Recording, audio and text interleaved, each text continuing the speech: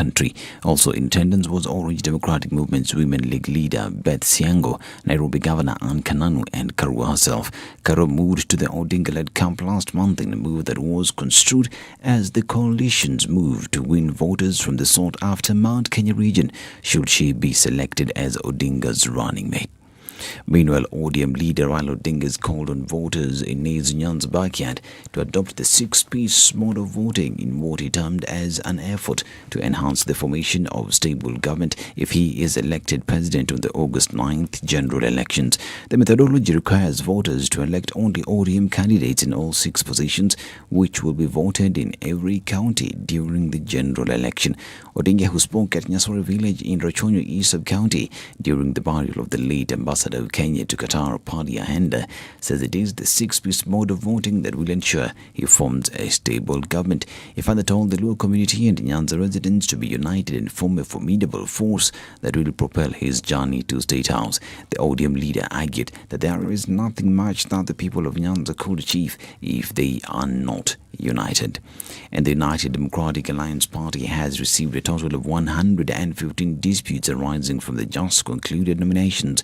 The party's Electoral and Nomination Disputes Resolution Committee said out of the 115 disputes, 94 were for members of county assemblies. In addition, 15 cases for members of the National Assembly were filed, with one in Naivasha having been nullified, with the rest pending in court. There were 2 cases filed for the governor's seat contest in Uasin Gishu and Kajiado. Similarly, there were 2 disputes filed for the Senate contest in Uasin Gishu and Embu, and 1 case of woman representative seat. Now, 2 people were killed and 2 others injured after a quarry they were working collapsed on them in Imenti, South Meru County. According to witnesses, the stone the workers were cutting at Okoh quarry slipped and fell on them. Confirming the incident, Imenti South Police Commander William Maronga said the 4 people were rushed to Nkubu Consolata Hospital, but 2 were pronounced dead on arrival. The police commander has called on the relevant authorities to check on the safety measures passed by the security team on the safety of quarry sites and operators. Now, Somalia's parliament came under mortar fire as the country's newly elected lawmakers were meeting for only the second time since taking office, an attack claimed by the Islamist militant group Al-Shabaab. Several people were reportedly injured, but no lawmakers were harmed when the several rounds of mortar shells landed near parliament in the heavily fortified compound in the capital, Mogadishu. The attack occurred as lawmakers were setting dates for parliamentary ballots to choose speakers for the lower and upper house, the next stage in a stuttering process to elect the fragile nation's new president. Now, Mali's ruling junta has announced the delivery of 2 more combat helicopters and surveillance radars from Russia as the West African nation tackles a bloody jihadist insurgency. Photographs of the equipment being unloaded from a Russian cargo flight at Bamako International Airport were posted on the official Twitter account of Mali's presidency. The delivery brings to 8 the known number of helicopters that Moscow has provided under close ties forged by rebel colonels who seized power in 2020. Russia has also supplied what are officially described as military instructors personnel that former colonial power fronts and the United States say are operatives from Russia's Wagner security group. They have been helping the impoverished Sahel nation fight a decade-old jihadist campaign that has claimed thousands of lives and driven hundreds of thousands from their homes. And Kenyan's Evans Chebet held off 2 past champions to win the men's crown, and reigning Olympic champion compatriot Paris Jepchirchir captured the women's title Monday at the 126th Boston Marathon. Chebet won in 2 hours, 6 minutes and 51 seconds to top the first all-Kenyan podium since 2012, beating 2019 Boston winner Lawrence Cherono by 30 seconds, with defending champion Benson Kipruto third in 2 hours, 7 minutes and 27 seconds. Jepchirchir, last year's New York Marathon champion, won her Boston debut by edging Ethiopia's Ababel Yeshena in the final strides, taking a 5th victory in a row since 2019 in 2 hours, 21 minutes and 1 seconds. That was a good enough to defeat Yeshena by 4 seconds, with Kenya's Mary Ngugi coming in third in 2 hours, 21 minutes and 32 seconds. This is Newswire. I'm Dennis Aseto. Good morning.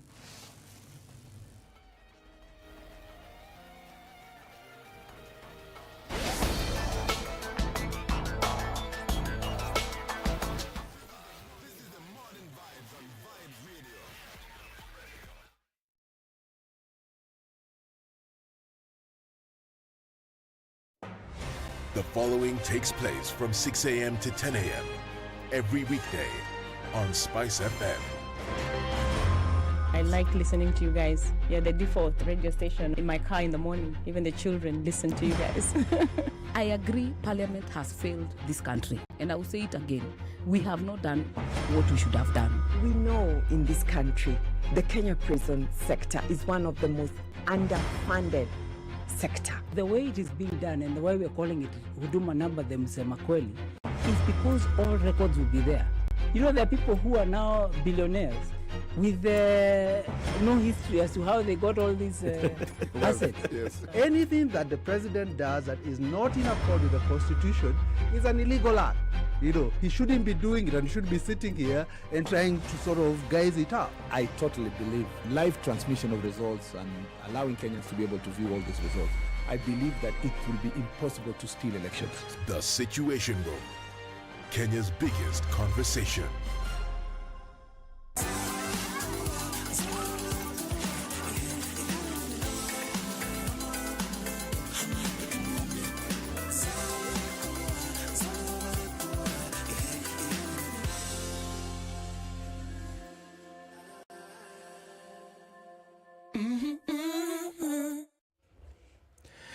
All right, Tuesday morning, back to work, back to school in some cases, but the roads are still looking very, very good at this early hour of the morning. Mombasa Road is not looking bad at all the way from Mulolongo heading towards town.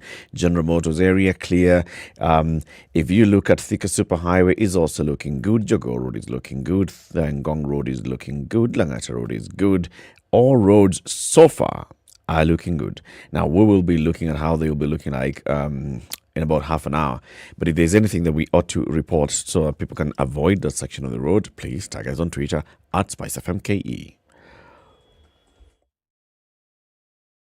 Spice FM. Spice up your life.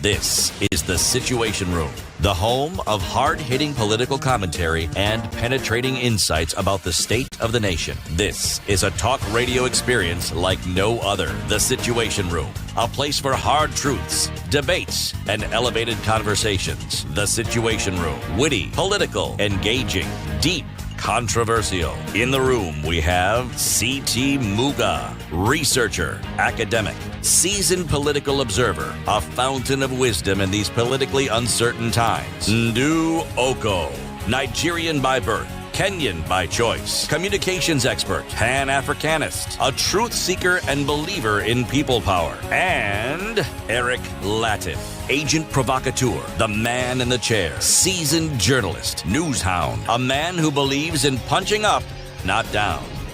This is a very good morning to you, and Room, how are you the doing? only Welcome way to Kenya's start biggest your day. conversation this lovely Tuesday morning, the 19th day of April 2022.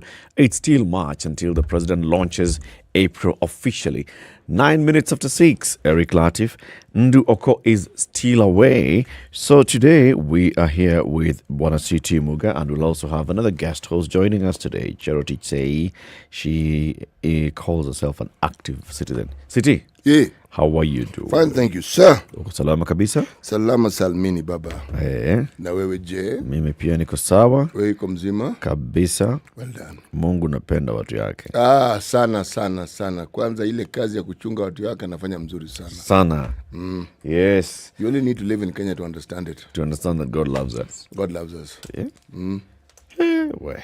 When I look at the things which happen in this country, and I look at the peace we still have, and I look at the calm with which the citizens go about their business, and that is divine intervention. You tell yourself, yeah. People can take credit. Unajua sisi tuko na sisi. It has nothing to do with sisi nyinyi. No. Not by will. How does it go? That song by Don Moen. Not by my will or by my power, but yeah, your spirit. Yes. That's what it is. The spirit says the Lord. Something like that. Something along those lines. Something along those lines. Yes. Okay. Unajua nimetafuta hiyo kitu kwa archives baada ya it is not coming, eh? Yes, lakini naijua. The CD is just inazunguka kama zile santuku za zamani zile. Looking for something. Anyway, welcome to Kenya's biggest conversation. As you've said, we'll have a guest host joining us, Charity Say, an active citizen. We'll be talking about the cost of living and what we are seeing in the country so far. That's the 7 o'clock hour. At 8 o'clock, we'll be joined by the Director General of the Communications Authority of Kenya, Ezra Chiloba. So it's the 19th and you still have your mobile line working, okay? Whether you're gone to queue at your telco or not, it's still working and you still have some 6 more months to work. Okay. So seamless communication for all, and that's what Communications Authority is supposed to be doing. We'll also look at the CA's role in election preparedness and management of the election. We know very well that elections are going to have a huge communications component. So what is the Communications Authority's role in that? Also, in this campaign season, we know there's a lot of disinformation that will be flying left, right, and center. Does the CA have any mandate on monitoring and curbing disinformation? How about any mandate in making sure that any use of communication platforms to spread hate speech and all is addressed? So, Ezra Chiloba will be with us at 8 o'clock. At 9, Simon Kimutai, the chairman of the Matatu Owners Association. Has this association ever had any other chairman? I'm sure it has. He'll tell us anyway how long he's been chairman. And and among the other conversations that we'll also be having with him is we've seen the fuel crisis in the country. And we had a comment last week that it is by sheer luck that matatus are not seeming to be affected by this. You know, you gave a perspective that was so, should we say, all-encompassing. I saw no need to debate the matter further. Because anyone who understands or goes to petrol stations will notice that among the vehicles that tend to be parked at petrol stations are matatus. Yeah. For overnight. Now, it also makes sense that these are some of the biggest customers that the petrol stations have. Yep. And it also makes sense that they're the ones who get first priority when it comes to being served. Yes. So, Kimutai will be here with us. We've also talked about this times before. This is the rollout of the BRT in Nairobi and whether the current players in the public transport sector are involved in this. The chairman of the Matatu Owners Association will be here with us and he'll tell us all that. He'll tell us whether they are doing anything. But first, let's take a look at COVID-19 in numbers.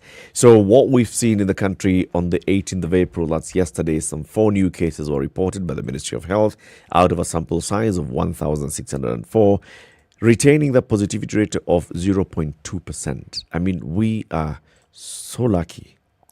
We are getting into the cold season and we still have a low positivity rate of 0.2%, no recorded deaths so far.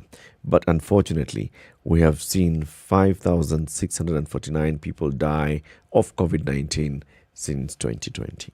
This is a number that means something. It's not just a number to very many families who've lost their loved ones, those that have seen their close relatives passing away. It's a huge number.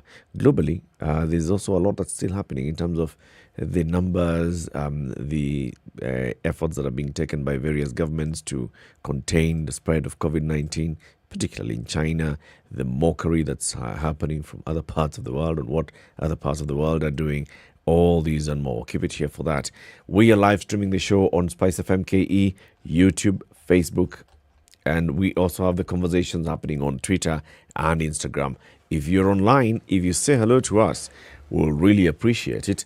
And we'll be saying hello to you shortly. After we take a look at the weather forecast, we will do our morning roll call.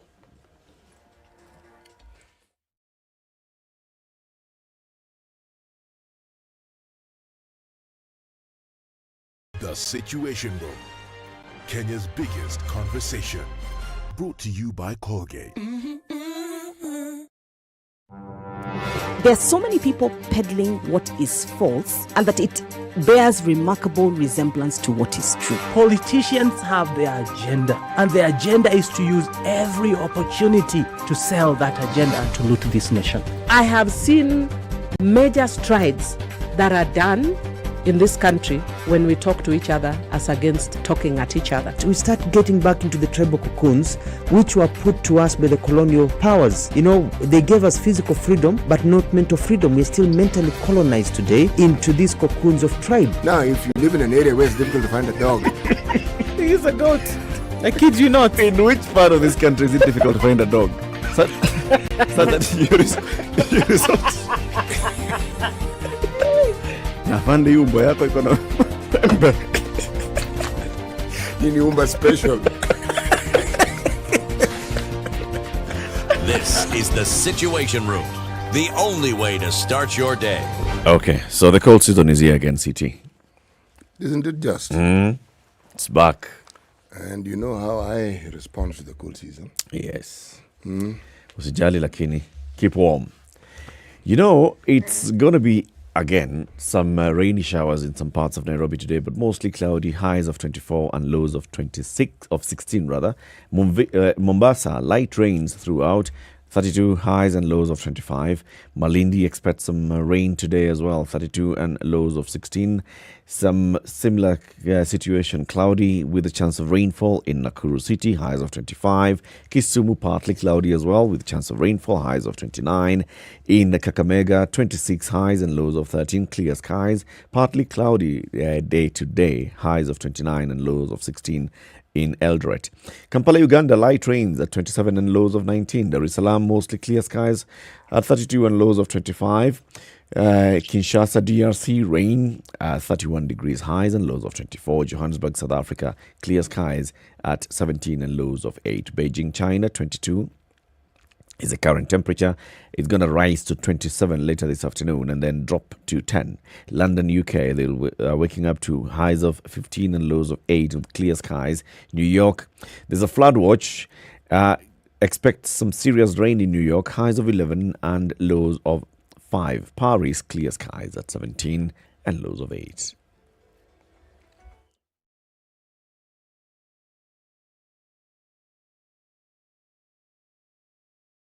Mature, intelligent talk every morning. Spice up yourself.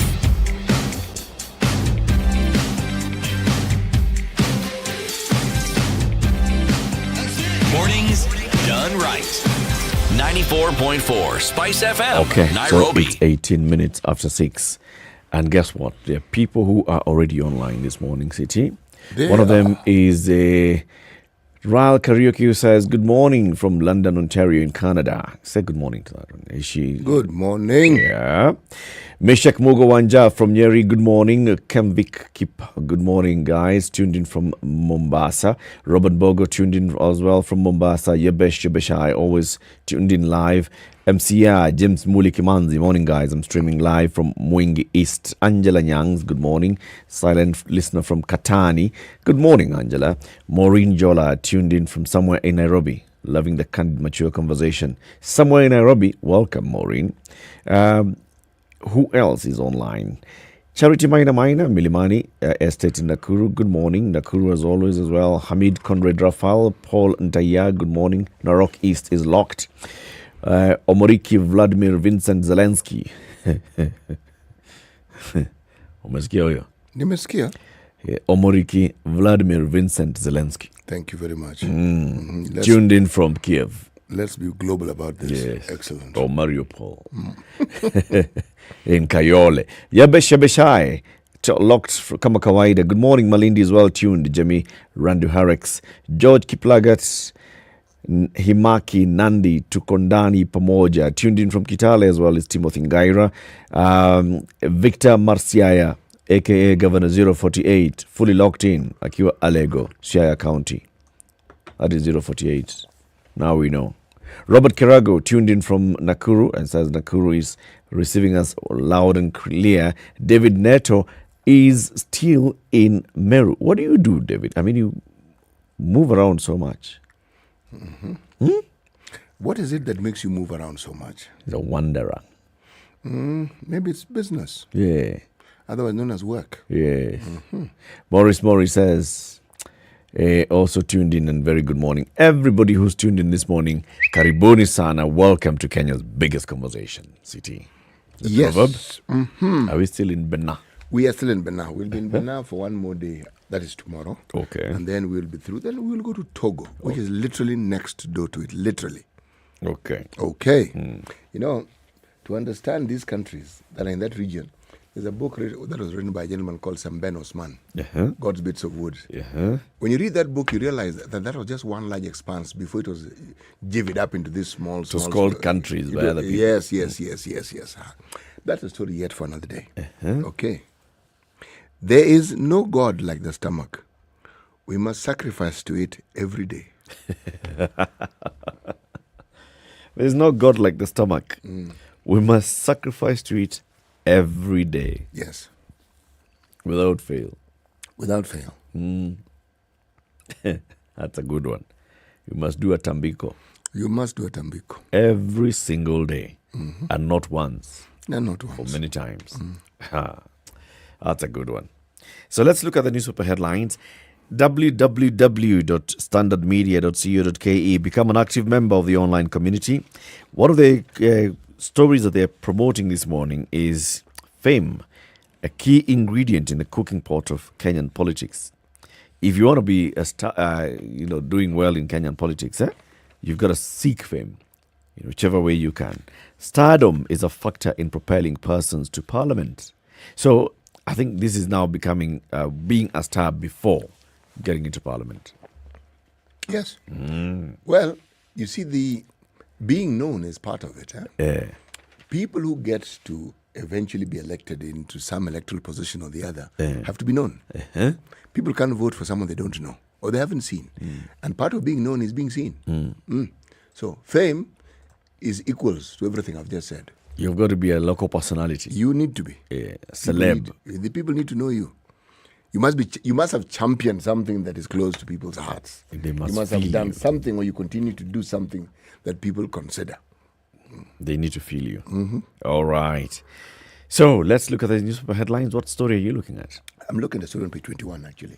Of? This is what on the Standard. This is what caught my attention. It's a very interesting story. And interesting in the unique sense of the word interesting. Okay. The headline is Larry Residence Farm and Forests.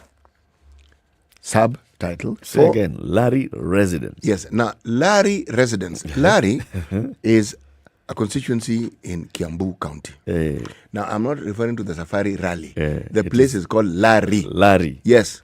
Larry Residence. Yes, it's not a red lorry, yellow lorry moment. It is Larry. L-A-R-I, not R-A-L-L-Y. All right. Okay, we've got it. All right. For 500 shillings a year, farmers get a parcel of forest to use for growing crops, keeping bees and dairy animals. Now, I read this and I said, this is something I must read. Please tell us the story. Larry has a forest. Now, that forest, Kenya's forest cover is around 7%. A bit dismal.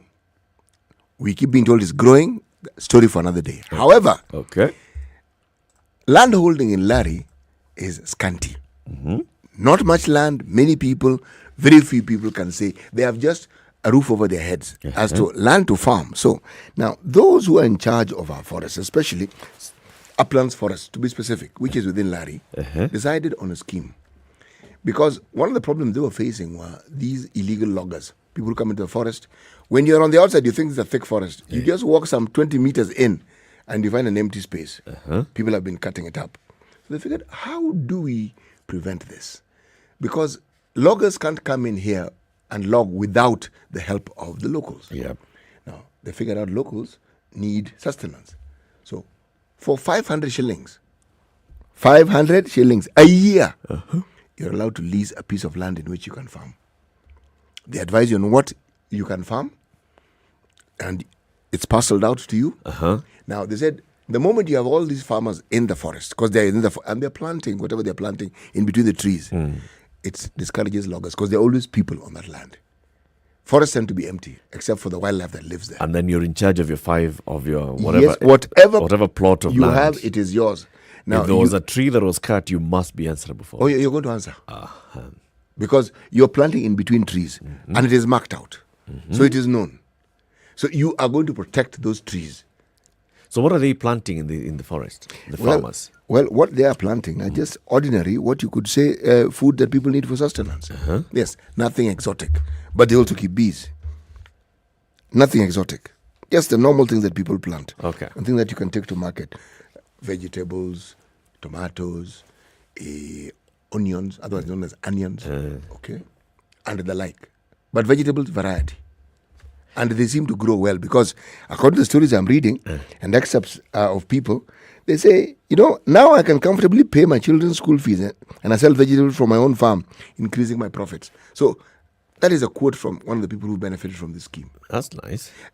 The reason why this story caught my attention, we've talked about forest, land, agriculture, and sustenance. Now, this is subsistence farming. But the person is not only able to feed their family, but they're also able to sell and make money. Yes. Now, that, to me, is one of the... it was heartwarming to see how you can make use of an existing resource. Yes. You're not expanding land, you're not cutting down trees. Yes. No. Enter the other side of this conversation. Please. Which is what was started by the late Wangari Maathai. Yes. The world's most renowned conservationist of forests. Yes. And she really, really argued against this system. She did. The Shamba system. She did. And she was saying, when people are getting into the forest, yes, they're farming, yes, you're saying they're conserving the forest, but what they're also doing is that they are destroying the topsoil. Yes. So instead of the forest cover now having the other vegetation that would hold the soil together, cultivation, regular cultivation is also affecting topsoil, number one. And number two, there's nothing that is guaranteeing that having people working and farming in these forests is actually conserving the forests. Is it in their best interest when this forest actually grows and becomes a thick forest? Will they be working against that to make sure that, okay, so, yeah, we know, but if we're looking and seeing if the next 5 years will not be here, can we be doing something to delay our exit from this part of the forest? Those are some of the arguments that Wangari Maathai was actually putting across. She actually had a point, but you see, in 2005, under the Forest Act, something was introduced. It's called the Plantation Establishment and Livelihood Improvement Scheme. Yes. Otherwise known as PELIS. Yes. Okay? Now, alongside this, in addition to simply planting whatever they need for sustenance for business, they are also required to plant trees. And the sort of trees they are required to plant are the fast-growing exotic variety that can thrive in this sort of environment. Meaning, I do not think that Wangari Maathai's concerns were thrown aside. I think they were revisited and they said, this is her concern. How do you address it? How do you ensure that we don't kill the forest while trying to give these people a livelihood? And there's a balance. However, that debate hasn't ceased. It's still going on. Continues. Yes, but I would expect that whenever you have a scheme that is supposed to do what this scheme is supposed to do, there will always be pushback. And that debate is healthy for such a thing to happen. Yes, so that no one goes to the extreme. No one does the very thing that Wangari Maathai was warning against. Yeah. Yes, because if there isn't pushback, the very thing that she warned against is what is likely to happen. Yeah. Yes, because there will be some unscrupulous people who will, in addition to just planting what they're allowed to plant, do some crazy do things. other things. Yes. Like now, for example, introducing the synthetic fertilizer. Yes, yes. Those are the things that she was also arguing about and saying, now, if we start bringing those synthetics into the forest, you'll be harming the forest. What we are trying to do with getting the benefits out of the forest is what you're taking the harm into the forest. Yes, exactly. Anyway, those who have lived within forests and have actually benefited from the Shamba system would tell you of how they have, lived with the forest, how they have coexisted with forests, how they've protected the forests, and they just don't see any issue with the Shamba system. If you consider that Kenya Forestry Services have allocated 23,600 hectares to this program, it tells you something. Yeah. I dare say many of them may be beneficiaries of this program themselves, but that's, of course, a subject for yet another day. Yeah. It's okay. It's good if they're conserving forests. And if they're benefiting, it is good. It's okay. It's 6:30. Let's take a quick break. This is Kenya's biggest conversation, the Situation Room, with you in the studio this morning, Eric Latiff and City Muga. Ndu is somewhere enjoying Easter, looking for the Easter eggs. She'll come here with stories of Mondi and I don't know what egg. I don't know he did what. Let's take a look at the traffic.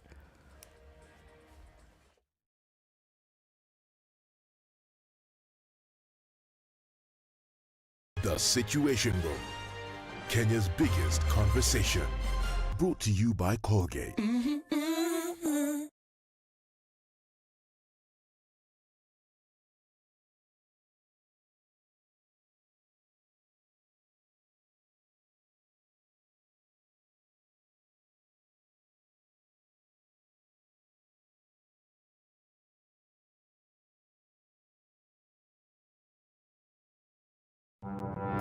Forgiveness is always conditional. Even before God, there's nothing like unconditional forgiveness. Government doesn't pay you pension until you retire. In fact, they have no money for you. The day you retire, they look for it. This country is punishing many young people. These young people are more susceptible to be deceived, to be taken advantage of, and they're more susceptible to be bought off. Let us also talk about where we want our country to go. You know, we are a population of very young people. We're in a state of capture. The judiciary is under duress. Parliament is in the pocket of the executive. You don't sit and wait for the regime to topple itself. It will never do so. By the way, let me tell you, these guys are so persuasive. I'm telling you, they can persuade you to sell your grandmother. I'm telling you, they can sell sand in the desert. City, has anybody on this program said to you as a guest, saying, "Oh, shut up, we don't want to be told what to do"? Has you ever that kind of... Has anybody been I will not listen. A bit of advice? Because you're working on the premise that we should all pay heed to these proverbs. It's a very suspect notion. Okay, the roads are still looking really, really good. Mombasa Road is looking good into town. Gong Road, Langata Road looking very good. Jogoo Road is starting to build up around Makadara area, heading into Mbotela, heading towards Likoni Road Junction and into City Stadium roundabout. But it's not bad at all. Thika Superhighway, the usual area at Pangani, it's starting to build up. But then it's moving and it's not so bad. And then Mombasa Road near Nyayo Stadium roundabout, heading into town, that's where the issue is. But there's nothing else that looks untoward when I look at the map this morning. If there is anything that we can talk about and alert other users, please let us know by tagging us on Twitter at SpiceFMKE.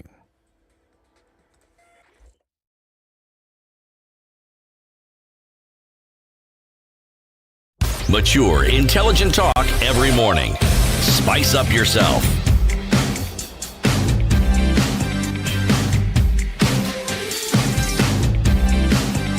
Mornings done right. 94.4 Spice FM, Nairobi. Page 3 of the Standard. You are heartless, a judge to a woman who wished her in-law dead to inherit property. A woman who wished her father-in-law dead to inherit his 7-acre piece of land has lost her claim to the property. Teresia Kwamboka had sued her father-in-law Ezekiel Nyarango Mauti over the land in Nyamira County. Kwamboka claims that Mauti had issued an oral will in 2005 bequeathing her the land, but he did not die within the period that the will was to be effective. Environment and Lands Court Judge Mogo Kamau ruled that it was heartless for Ms. Kwamboka to mention and rely on the will of a living person to claim a piece of land that she did not contribute anything in purchasing. It's a sign of insensitivity, selfishness, thoughtlessness, heedlessness, and gratefulness. So the judge said. Insensitivity, selfishness, thoughtlessness, heedlessness, and gratefulness. It's as if she was concerned that her father-in-law was taking too long to die. It's very shameful, sickening, disgusting, dishonorable, and disgraceful that she had the audacity to sue him. So she sued him for not dying. She sued. According to the judge, it was shameful for Kwamboka to ask the court to restrain her father-in-law from entering or interfering with his own land on the misguided and misinformed basis that she had acquired equitable interest over the same on account of the oral will. Ms. Kwamboka's case was that she was married to Mauti's firstborn son, David Mauti Nyarango, who passed on leaving her a widow. Then in 2005, her father-in-law subdivided his 22 acres land into 3 portions. He retained 8 acres and divided the remaining into 7 acres each, which he bequeathed to her and her brother-in-law, Elijah Ondieki Nyarango, through an oral will witnessed by their local pastor. She says on the strength of the oral will, she constructed her matrimonial home on a portion of the 7-acre piece of land and used the remaining to farm. Ms. Kwamboka told the court that she feared her 3 sisters-in-law had conspired to have their father revoke the oral will and asked the court to confirm the will, grant her possession of this land, and restrain him from accessing it. Mauti's defense was that he was the sole proprietor of the entire 22 acres piece of land, which he bought in 1965. He sold part of it, 8 acres, to pay for medical bills of his wife, who died in 2019. He is denied ever giving an oral will to her daughter, to the daughter-in-law, in which he granted her 7 acres. He says his wish was to grant all his 5 children 2 acres each and retain 4 acres out of the remaining 14. He's also accusing his daughter-in-law of mistreating him, assaulting him, denying him food, kicking him out of his own land, which forced him to seek refuge at his daughter's home in Nairobi while he was sick and confined to a wheelchair. His story is getting twisted. Justice Kamau sympathized with the old man, saying that it was immoral of the daughter-in-law to drag him to court when he was ailing for a piece of land she did not contribute anything to buy and was only connected to the family through marriage. She is clinging to a 17-year-old oral will without telling us any special circumstances under which it was made. Secondly, we are talking about the validity of a will made by a person who is still alive and who has even testified in court and contradicted the alleged will. According to the judge, oral wills are only admissible in special circumstances where the person issuing it is on his deathbed, or a soldier who has gone to war and dies within 3 months of issuing the oral will. The judge ruled that in any case, there is no law which obligates persons to distribute land to their children while still alive. And so Kwamboka is stretching the law too far by asking the court to declare the 7 acre as matrimonial property when it was not even ancestral land. It's a complicated one. The thing that I marvel at, there must have been a lawyer involved. Mm-hmm. This isn't ancestral land, clearly. Mm-hmm. It is this gentleman's property. He bought it. Yes. It is his. He bought it in 1965. So he can do what he likes with it, as and when he wants to. Yep. Why am I stating that in this matter there must have been a lawyer involved?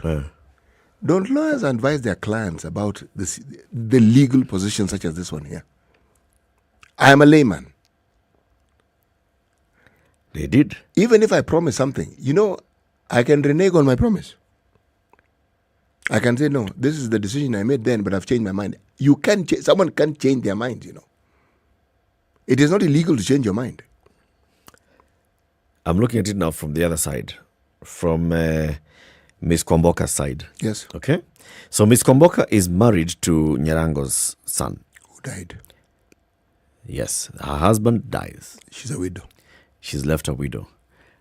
Those many years ago, she's made to understand that the man has divided his land for the benefit of his 2 sons. And he retains some portion for himself, which he sells in 2019 to pay for medical bills. Okay? Now, she is arguing that what I thought was my and my children's piece of land, where I even started building from following the demise of my husband, is now coming to be subdivided further for the benefit of my husband's sisters. Yes. Who were initially not in the mix. Yes. So this is the issue here. Is the law has changed. Are the sisters influenced? You see, now the man is living with his daughters in Nairobi. Are these daughters influencing the father and saying, but Muzee, is it true that Muzee moved to Nairobi because he was being mistreated? Or did he just go to visit, and while visiting, his mind was turned? Yes. I brought in the issue of the lawyer. You don't have to go this route in solving such matters. Not really. Alternate conflict resolution processes we know exist in this country. All right, okay? Now, on matters of land, especially talking about land that has some ancestry to it, even if it isn't ancestral land, and having belonged to one patriarch, my friend, those are tricky issues. And they're issues that perhaps are best just resolved in the same manner that division took place. Maybe she had tried. It doesn't come out here. That's why I'm going back to the lawyer. Maybe she had tried. Maybe this conversation had started at that level, at family level. Okay, So what do you want to do to your grandchildren? Says whatever it was said. And the lady feels, no, this is not fair. So she seeks the services of a lawyer. And the lawyer probably at this point advises, he said this. And this is what had happened. And let's go to court. You see, now Justice Kamau says, what do you mean? The man is still alive. When you go to court, you're paid. You see, I am saying this. There are many lawyers who will not actually seek to resolve this particular situation. They will want to take it to court. Yes, it's a case. It's a job. And if you lose, they tell you, don't worry, we will appeal. Now, the process of appealing is, as we say, a process and an additional cost. Issues that relate to land are going to continue increasing. And the reason why they're going to continue increasing is because land doesn't increase in proportion to the number of people who are being born in this country. So the pressure and the demand for it will always increase. Now, unless somebody has forethought and plans well into the future, it is always a sore point and is always a point of disagreement. Yeah. Always. It will be a point of disagreement. And especially now that it is clear that when you talk about land and apportioning inheritance is to all children. Kwisha. Yes. The tables turn. Yes. This was 2005.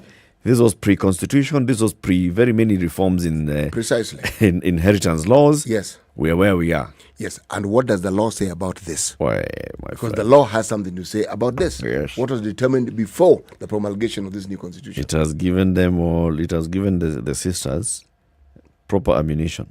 Precisely. And you also get the impression that the sisters and the sister-in-law don't actually get along. Yep. It's clear. All these years, she has lived with Mzee, probably looked after Mzee. The question is, what happened now? Yeah. Now he's being mistreated. He's being done all those things. Anyway, look at Fuana's story.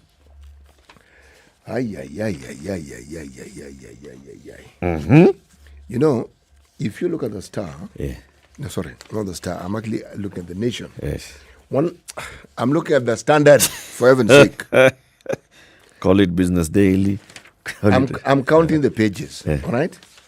And when you see me flipping, it's 1, 2, 3, 4, 5, 6, 7, 8. 8 pages. 8 pages of politics. Okay. Covering the country. This party, that party. This aspirant, the other aspirant. You know, the tragedy, I was talking to the gentleman who brought me to work this morning, the Uber gentleman. He's, if you travel with Uber long enough, you'll have repeat Uber, somebody whom you discuss politics with. And I always discuss politics with them. Where do you come from? How do you see the politics? And so we're revisiting some of these things. And what struck me, if I am to sample 10 Uber drivers whom I've used in the last 2 weeks or so, Kenyans are highly politicized. Every one of them had a point of view and had a position. And they had reasons. Which means it's something they listen to, they think about, they focus on. And sometimes, we argue, why do we in the media give politics that much attention? Actually, the question I ask myself when thinking of this is, are we the ones who influence this interest? Or is the influence already there and the interest, and all we're doing is satisfying the interest? It's a demand. Yes. Yeah, supply is following, is satisfying demand. I actually believe that. I actually believe that people are interested in politics in this country more than many other things. Have you seen a survey that tries to determine what it is, how it is that people prioritize politics? I haven't seen one. But we clearly prioritize politics. Now, where am I going with this story? I'm looking at all these things, and I'm looking at whether it's the nominations or the eventual elections that we're going to. At the end of the day, only one person will emerge the winner. If it's a nomination, it's one for whatever party. When you come to the actual elections, all these people will compete, but there'll be only one position. Yeah. But I am looking at the energy, I'm looking at the resources that people will have burnt. It explains the emotions that then one sees. Because there are people who are deeply invested in a process in the hope that they are the ones who will get something. Yeah. Now, that deep investment, unfortunately, is not for the benefit of those who vote them in. Because if we saw that same energy being invested into looking after people's interests, these stories we keep hearing of bills being passed in Parliament, debt ceiling rising, we wouldn't hear them because you'd have somebody who has that energy to continuously look and say, no, wait, this we cannot have. The job I'm here to do is to make sure that you don't just go and borrow money. It's going to harm our people. Yes. There are enough accountants in the National Assembly. There are enough knowledgeable people who would say, no, this is not going to help us. But we don't hear the voice. So these are people who are job seeking, basically. It is job seeking, the worst possible kind of. It's like the way we just hear of all those scandals, a prison officer here and somebody there who has been conning people, and people have been paying 300,000 shillings to secure a job. Yes. It's the same. It's not. So somebody spends 300,000 shillings to secure a job as a police officer. Somebody else spends 30 million shillings to secure a job as a member of parliament. And then begins to look for ways of recouping that 30 million shillings. Yes. Yes. And profit on top in 5 years. Yeah, the lawyer John Kamino said it. Dr. John Kamino said, very many of these people that you see here, my lords, these are not looking to serve the people. These are job seekers. Yes. They are just job seekers. They are investing just to get a job. So what do your Uber drivers tell you? Are we in a good position to get a female running mate in any of all these Uber drivers camps? whom I have asked that question have this to say. They say that as far as they are concerned, let me sum it. There are 4 groups of people. Since I've analyzed and given it thought. There are those who support their party leaders. They say, I come from this region, the party leader whom we support is this one. So and so. So essentially, they're saying whatever they say will go. Then there are those who say, no, it's about time we had change. Okay? And we have leaders who represent change. And they give an example, they're like so and so. This person has been doing this and this and this and this and this and this, and we think they'll bring change. And you ask, but there are people who've done that before and they've gotten in and done nothing. Said, no, we have to give this person a chance. Okay? Then there are those who feel there are too many women who are competing. And I say, but they are allowed to compete like men. Yeah, so who is going to look after the children? I said, I think you're missing the point. I said, in this country, you can employ someone to look after your children. Says, no, politics is not for women. Then there are those who say, it might be a good thing to have a woman deputy. Because if we look at the women who are in politics and those who have been in charge of constituencies or women rep, said, what we've seen them do is better than many men who have preceded them in those positions. Yes, so there are these 4 groups. And with every time I take an Uber, as I say, the conversation continues. It keeps changing. But what I have found interesting, of say the 10 Ubers that I've taken, 3 of the people who have been those Ubers say come from Central Kenya. And I asked them, what do you think of the deputy president's chances? 2 said very high out of the 3. 1 said things are changing. And of course, I always ask them why. And they clicked. Yes. That means they were disappointed that things are changing. Yes. and ask why. And they say, this president has really let us down. And I say, how has he let you down? I mean, what the president doesn't let you directly in your own constituency, your ward. Says, Apana, this man was supposed to have done things for us. I said, what are these things that he should have done and he ought to have done? And then we ramble on. And I say, okay, you have a choice to vote for whoever you want to. But what are the likelihood that things may change? It says, some of the older people are letting us down.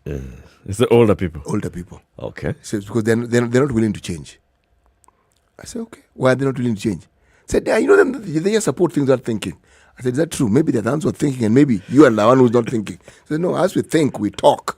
And we discuss things, and we realize that this is the path to go. It is these discussions and others that make me realize. And they even tell you about conversations they've had with other passengers they've had. You realize if there's one thing that Kenyans feed on continuously, it's politics. I've only come across one Uber driver who told me he doesn't really like politics because it interferes with his business. Asked how? He says, nothing changes. These people come, talk. I'd rather just focus on my business. It's given up. Yeah, whoever votes gets in, let them get in. But not just one person. The headlines in the 2 papers today, Standard and The Nation, is Ngilu to Raila Standard. Pick Karua for running mates. Kitui Governor and other members of the Azimio Women's League challenged the coalition's presidential nominee Raila Odinga to pick a woman for running mate yesterday after Kalonzo said he must be on the presidential ticket. The Nation has a photo of Martha Karua and Anne Waiguru, and it asks, do they stand a DP chance? The two antagonists from Kirinyaga County, who took their political battles to the region's apex court in Arusha, are once again squaring it out, this time for the deputy presidency. One is running on a reformist and second liberation platform, the other on a development and social welfare card. Between them, Kenya stands perhaps the best chance yet to have its first female deputy president. But do they stand any chance in Kenya Kwanza and Azimio respectively? Basically, the Nation here editorially is saying that if we are to look for a female deputy presidential candidate, these are the two. But then they ask the question, but will Raila and Ruto pick these two? They'll be the best. But will Raila and Ruto go for them? They could pick them, but what are the indicators? What are the basic variables that people take into account when considering a running mate? Okay, these are politicians. This is a negotiated position. And I'm certain negotiations are taking place even as we speak now. Because, okay, we will... With Kalonzo's demands and what was also said by the Makueni MP the previous day.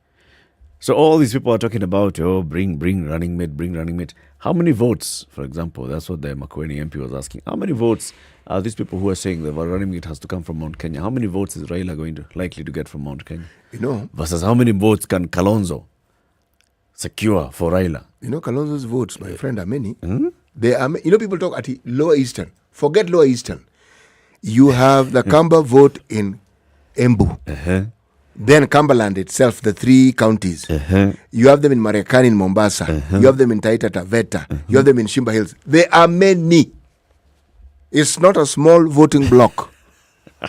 So Kalonzo has the... Yes, he has muscle. And then he has Changamwe, Mombasa. Why do you think Sonko is standing? People forget. Sonko's name is Mbuvi. Yes.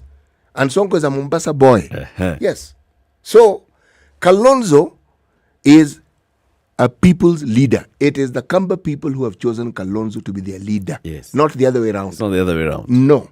So what Kalonzo says, you may like him, dislike him. What that man says for those people counts. Forget any other story you may hear or anything you may want to entertain. Yes, it counts. So, okay, we are both in agreement that Kalonzo represents a voting bloc. He does. Okay. What would Martha Karua or Anne Waiguru represent? What I would ask this question, what would you need to negotiate with Kalonzo for him to see that the VP slot may not necessarily be the best thing for him? Yes. He says there are options to this. This person gets this, but what you get is more than what this person gets. The only thing you don't get is that title, but what you get represents your people more. Is enough power. Yes, there's enough power. And you can divide it among your people nicely. Because if you get this one, it's you who gets it. Because at the end of the day, at the heart of any political position, there's negotiations. Yes. The position of these two ladies, and I'm answering your question, it has to be negotiated. Because there's no numbers they're bringing that is worthwhile. Okay. In Ruto's camp, there's no Kalonzo. So who stands in the line of Anne Waiguru? It's not now being female. It's now coming from Central Kenya, which will be part of the debate. And who is it in Central Kenya who you think will have more clout? You see, the truth of the matter is that these are capable women. Okay? By the time you get to be governor of a county, it's not a small thing. No, it's not. And being female, not small at all. No, it's not. So their capability and ability is not in doubt. But what about the normal dynamics of politics and how it is that people understand negotiation and who takes which position? You see, the story of Central Kenya being central to the politics of this country is being made to be equals to presidents from another place, vice president from Central Kenya. Now, if we leave that position aside and the same argument that I forwarded and said, what else can you get that would actually be better off than just having a vice presidential position for this particular region? What is better? What else? What else is there? The what else in my mind ought to be the discussion that is being held. Because VP position is just one. BBI offered something a little more expansive. But we know where BBI is, isn't it? So, so that particular story. So there are two stories. Okay, one is the secondary school heads are meeting in Mombasa, and there's something that they are saying. And then there's the other one of what happened in Boston yesterday. And we need to celebrate the fact that Kenya won. Boston Marathon, Kenya, in the male side, it was 1, 2, 3. In the females, it was 1, and then it was 3 and 4. And it was essentially us. It was us. We basically went and took Boston, and we're coming back home. With Boston. The winner gets about 17 million shillings. So you can imagine. The celebration. Pesa, man. When they land back like this, there's something like close to 50M coming back to Kenya. Yes. Good thing. Is that not a good thing? Good thing. Good thing. So, the secondary school heads are meeting in Mombasa, okay? Yeah. And they're saying they laid bare the extent of juvenile delinquency in the learning institutions, which has seen property worth millions of shillings destroyed, as they decried the application of the Children's Act, which they said favors errant students. The school heads are saying drug and substance abuse is a major factor in student indiscipline, and they are urging the Ministry of Education to allow drug testing of students to stem rampant abuse in institutions of learning. Some learners have also been caught with weapons at school. Speaking during the 45th Kenya Secondary School Heads Association conference in Mombasa yesterday, the chairperson, Kahin Dimuli, said the disturbing truth is that students, including those in Form 1, have been caught with drugs and related substances. Last year, many school buildings were set on fire as learners rioted over various grievances. Indimuli says as he was leading the calls for drug testing of learners suspected to be abusing drugs. The other person who's also quoted in this is Maranda High School Chief Principal, Dr. Edwin Namachanja, who says some students are initially disciplined, but their behavior changes once they join secondary school. Dr. Namachanja says that students who've been caught with dangerous weapons in schools endanger the safety of their teachers and other students. He says some students have attempted suicide. Some have taken their lives. The school heads are describing the use of mobile phones in schools as a major problem. Basically, they're saying, you know what, we need to be allowed to be conducting these random drug tests. Not so that we can send the kids to home or expel them from the school, but just so that we know. And even the parents are told, this is what we found. And we start then addressing it. How do we address something we don't know? You know, I do not want to sound facetious, but let me just say this. I'm going to take that as it was reported in that manner. By the time somebody becomes a head teacher, they understand a lot more about these things than is being reported there. Yes. Everything that we talk about is not a problem, it is a symptom. Children taking drugs, they are symptoms. Now, if we keep discussing the problem and not if we keep discussing the symptoms and not the problem, our forward movement is going to be completely and always limited. There is need to understand the why. Remember, these are problems that began much earlier than what we're seeing now. Reports were written. They are really comprehensive if you read those reports. It's the same debate that people had with the Constitution. Why are we not implementing it before we wanting to change it? Why have we not seen the implementation of some of the suggestions which were made from these task forces that saw the problems of school burning and all these things that arose earlier on? These haven't actually been addressed. Not really. It isn't comprehensive. Look, the day and age in which we live in, my friend, is different. It's just a simple reality. Now, are we prepared? And the school heads are dealing with that reality on a daily basis. They are dealing with that reality. But are they dealing with the symptoms or are they dealing with the problems? Continue the conversation in the next hour. Very good morning to you. It's 7 a.m.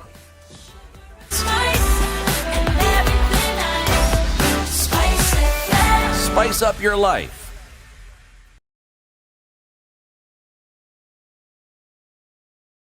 The latest news from around the world. 94.4 Spice FM.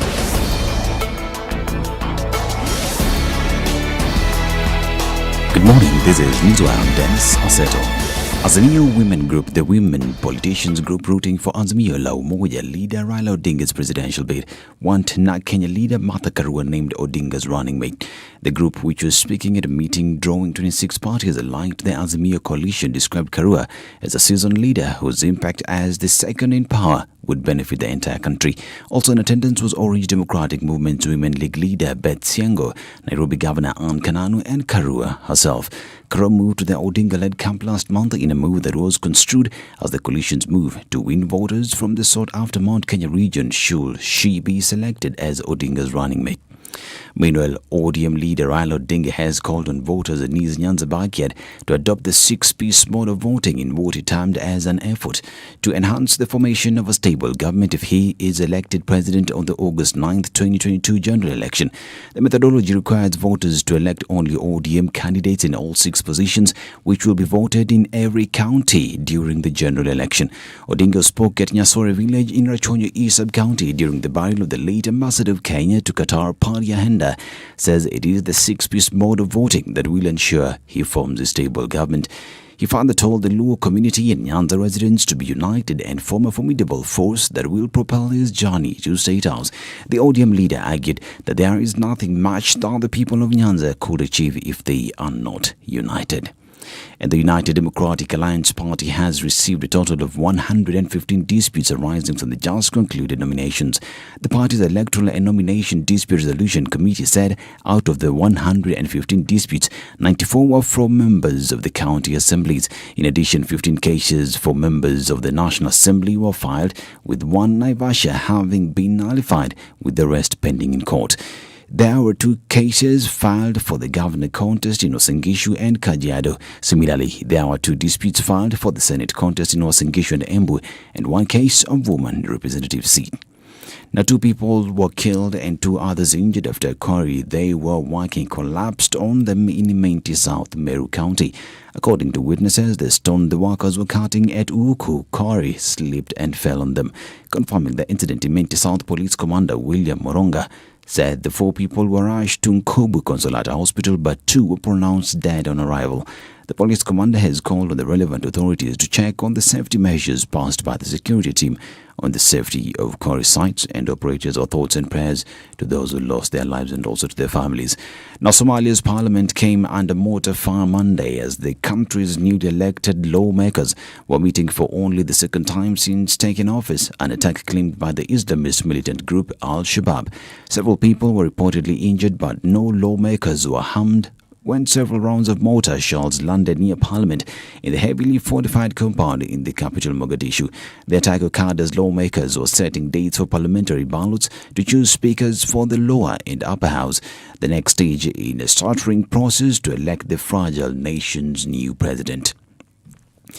And Mali's ruling junta has announced the delivery of 2 more combat helicopters and surveillance radars from Russia as the West African nation tackles a bloody jihadist insurgency. Photographs of the equipment being unloaded from a Russian cargo flight at Bamako International Airport were posted on the official Twitter account of Mali's presidency. The delivery brings to 8 the known number of helicopters that Moscow has provided and a closer tie is forged by rebel colonels who seized power in 2020. Russia has also supplied what are officially described as military instructors, personnel that former colonial power France and the United States say are operatives from Russia's Wagner security group.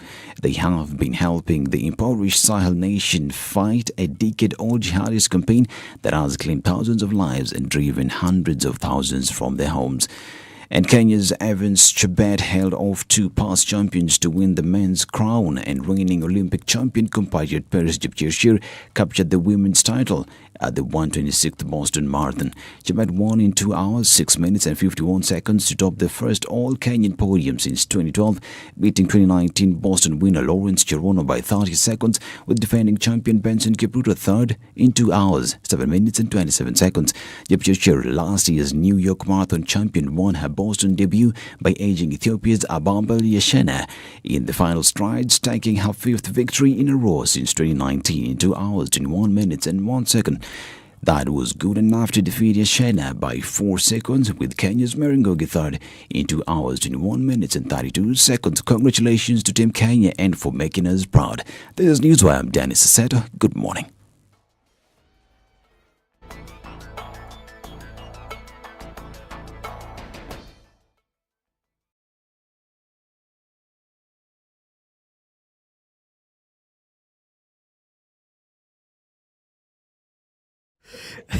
So what's happening on the roads? Thika Superhighway, it's Tuesday. It's the day after a long weekend, and so it's starting to do the thing that the normal Thika Superhighway does. At Pangani, as you head into that area where you're meeting with Muthaiga Road and Kiambu Road, it's busy. It's snaking all the way back into Utalii. It's threatening to go all the way to Allsops, but we hope that it doesn't. However, if it does, we'll tell you. Mombasa Road coming into town is not looking bad at all. Not at General Motors, not at Imaradaima, not into South Sea, only at Nyayo Stadium roundabout. Langata Road is not bad at all. Thika Road is the one that we've talked about. Ngong Road is not bad. Jogoo Road as well, actually. Just apart from the usual spot at Makadara, and we know it's because of the bumps. The rest of the road is looking good. Eastern Bypass is not bad at all. North Airport Road is good. But if there's anything we ought to talk about and alert other road users this morning, tag us on Twitter at SpiceFMKE.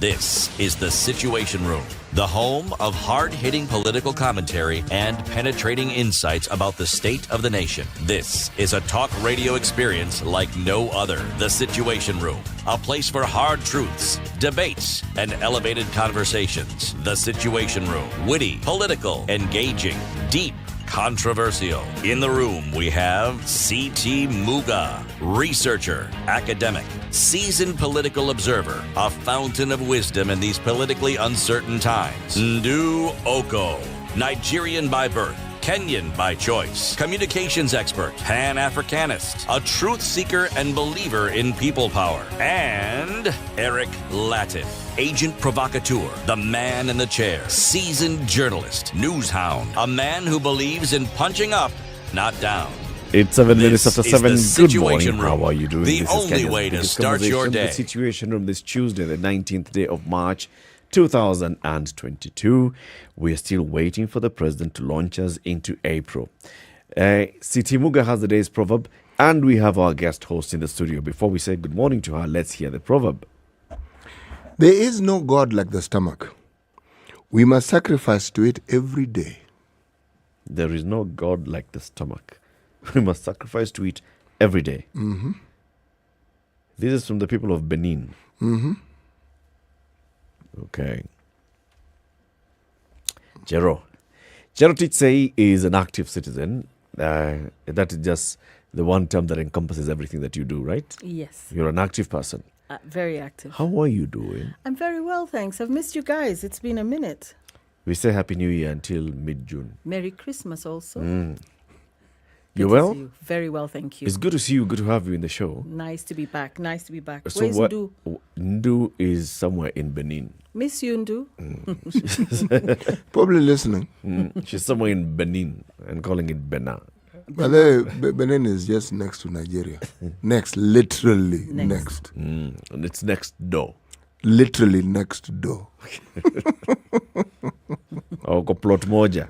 Plot hiyo moja tu. Same. Kuna mtu alichora tu line. Yes. Otherwise ni plot hiyo moja tu. Same. Hiyo line ya extraction. Ndio hiyo. Bas. Walipewa long plot. Na wakapewa beach. Yes.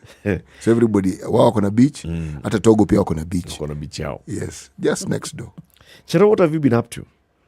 Well, you know, and you were the talking last about time we were here, we were talking about the BBI. You had gone to court. Congratulations, by the way, for taking this matter all the way to the Supreme Court. There were so many of us, and it was fascinating that people thought it was like a soccer match where if you get 5 out of 7 versus 2 out of 7, the 5 out of 7 won. Yeah. No, the point is the Constitution won. It protected itself. It defended itself. Now ni kutekeleza katiba. So let's hope that this will be in the rear view mirror of everybody, that reggae has stopped and we move forward. Whoever wins come August 9th. Your co-litigant Wanjiru Gikonyo thought otherwise. That what? She felt that because, especially the case that you were taking to court, which was on the protection of the basic structure doctrine, and the Supreme Court judges all said basic structure does not exist in this constitution, that was a loss. It was a loss, but do you think we were actually going to win basic structure? Basic structure is a checkmate. It would hamstring forever any attempts to mutilate the constitution, because people still conflate alteration, amendment, etc. So we understood why basic structure had to die, even though I believe that there is a basic structure. And in fact, I think it was the Deputy CJ who did say there is a basic structure, but not the doctrine, not in the doctrinal There's way no we had set it doctrine. out. There is no doctrine of the basic structure. But at the end of the day, whatever it was that brought BBI down and reggae to a grinding halt, we are grateful, because ultimately we need to implement the Constitution of Kenya 2010, and we need that opportunity and that time to do so. And it's a final form and source and area of protection for the people of Kenya, and that's why we fight, and that's why I'm still Linda Katiba. We shall be Linda Katiba so long as anybody is sitting out there thinking that they're going to try and circumvent certain sections of the Constitution to suit their own nefarious purposes. We shall be there. Do you think it's dead? BBI? Well, I don't know. You can ask those guys on that side. But in my opinion, whoever wins come August, their first port of call will not be, how do I share power with people who want power? I think anyone who wins come August the 9th will say, I want to consolidate power around myself going forward. And hey, you guys, we have other priorities in this country. BBI is not one of them. So even if for some reason we happen to have lost the matter at the Supreme Court, I really think after August 9th, we wouldn't have seen a resumption of reggae. I think it would be in everyone's rearview mirror, because there was a purpose. It was a special purpose vehicle that was meant to be implemented and come to fruition before August 9th, 2022. That didn't happen. So it's back to the drawing board. Look for something else to do if you want to subvert the Constitution. But now we have precedents that we have set. We have an active citizenship that is willing to go all the way to the Supreme Court with these matters to protect the Constitution. But you know, our history may not agree with you fully. When people get into power, the history of this country tells us, yes, they consolidate, but they shake hands. At independence, what did Kanu do? Brought in Kadu. Exactly. Just keep moving along the line. You'll find at the apex of every period of our independence, that is what takes place. There's always some negotiation that takes place, and people move around, and there's some understanding, and that power that is actually shared. Now, 2007, 2008, that was a completely different watershed. True. But it's the same thing that happened. That's what I'm saying. In this country, if there's one thing that I see consistently, it's handshakes. Yes. It's there in many forms. But what we are seeing now is a culmination of all these processes where people have realized you can form your own party. You don't have to be behind somebody. You and your three brothers can just form your own party and then start negotiating. And I think that, in my mind, is the strength of this democracy. That willingness to actually say, okay, folks, this is what we really wanted, but if we are to move forward, what can we do in order to arrive at some understanding? My thoughts. I agree with you. What I'm saying is that there'll never be an iteration like BBI again, because they have seen the pitfalls of circumventing the rule of law in the process of turning something which is wonderful like a handshake. I have no problem with handshakes. The problem is the process thereafter to amend the Constitution without following due process. And not even amend, but repeal the Constitution. So handshakes should happen. People should come to the table. There should always be some kind of negotiation. But when I was being a bit tongue-in-cheek earlier, I was like, hey, do you think if I suddenly became president on August the 9th, after August the 9th, would I now want to now introduce a prime minister, a deputy prime minister, a this, a that, or whatever? I'd be like, wait a minute, let me see how I can run this show and do it well, do it better than the previous people. So I was being a bit tongue-in-cheek. But in terms of handshakes, have always existed, and negotiation so that people come to the table. And that's why people horse trade. Like you said, three brothers will form a party and a sister, and then we come and eventually we are there saying, so give me a position, I want this CS, this, I want that, I want ambassadorship here and there, and so on. So those things happen, and sometimes in the interest of peace. And so when they shook hands in 2018, fair enough, for all the reasons that they provided. What followed after? Past the task force and into the amendment bill, that is when we took issue. And that's why we had already gone by September, it was September 2019, to seek that advice, September 2020, seek that advice in the High Court around the basic structure doctrine, whereupon so many others followed, and we ended up having a consolidated matter before the High Court, Court of Appeal, and the Supreme Court. There were over 80 petitioners. So it's called David D and others, but we were very, very many who came with multiple questions, and some of them ended up all the way at the Supreme Court. You're on the back of my mind. Yeah. I still feel this BBI was a Trojan horse at the back of my mind. I look at the players, the people who were involved. I look at their history. Anyway, a discussion for another day. What do you think was inside the horse, the belly of the horse?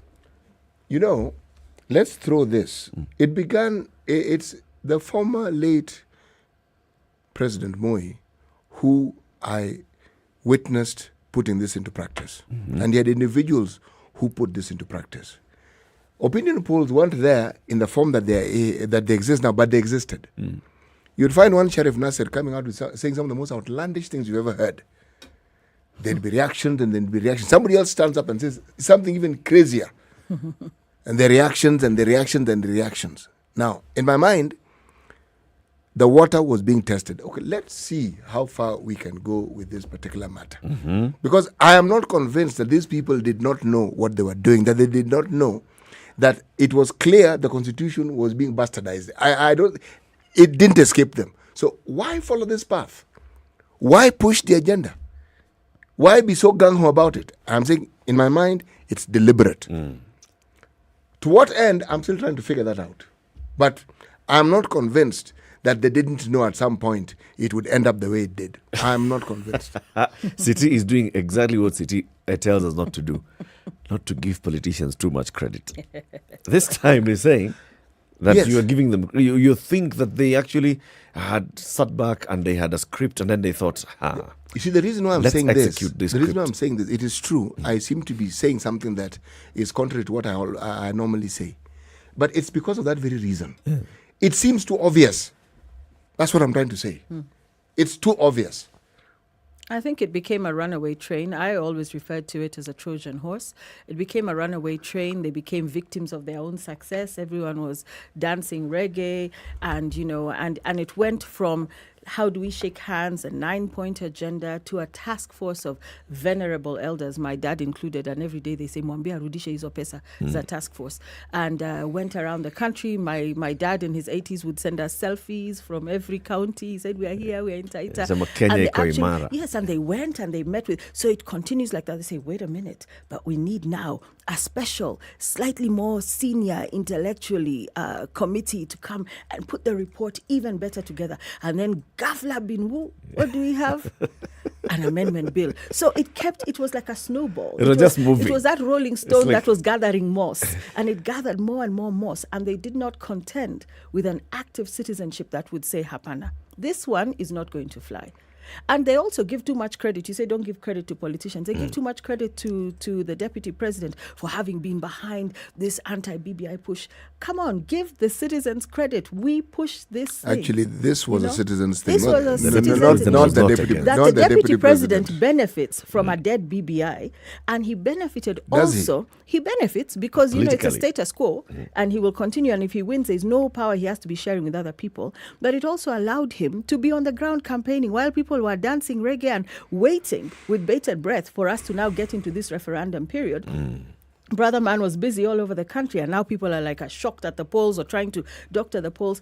If for any reason the deputy president wins, it's because people were wasting time these past 4 years. The guy realized he was in the doldrums, he was in the cold, and he went for it. So he was busy, others were reggaeing. So it's actually ended up in a place they never expected it to end up in. And now making up for lost time and playing catch up, and now it's running mate stories, and we'll hear this week what happens. But hey, reggae was stopped. BBI, rear view mirror.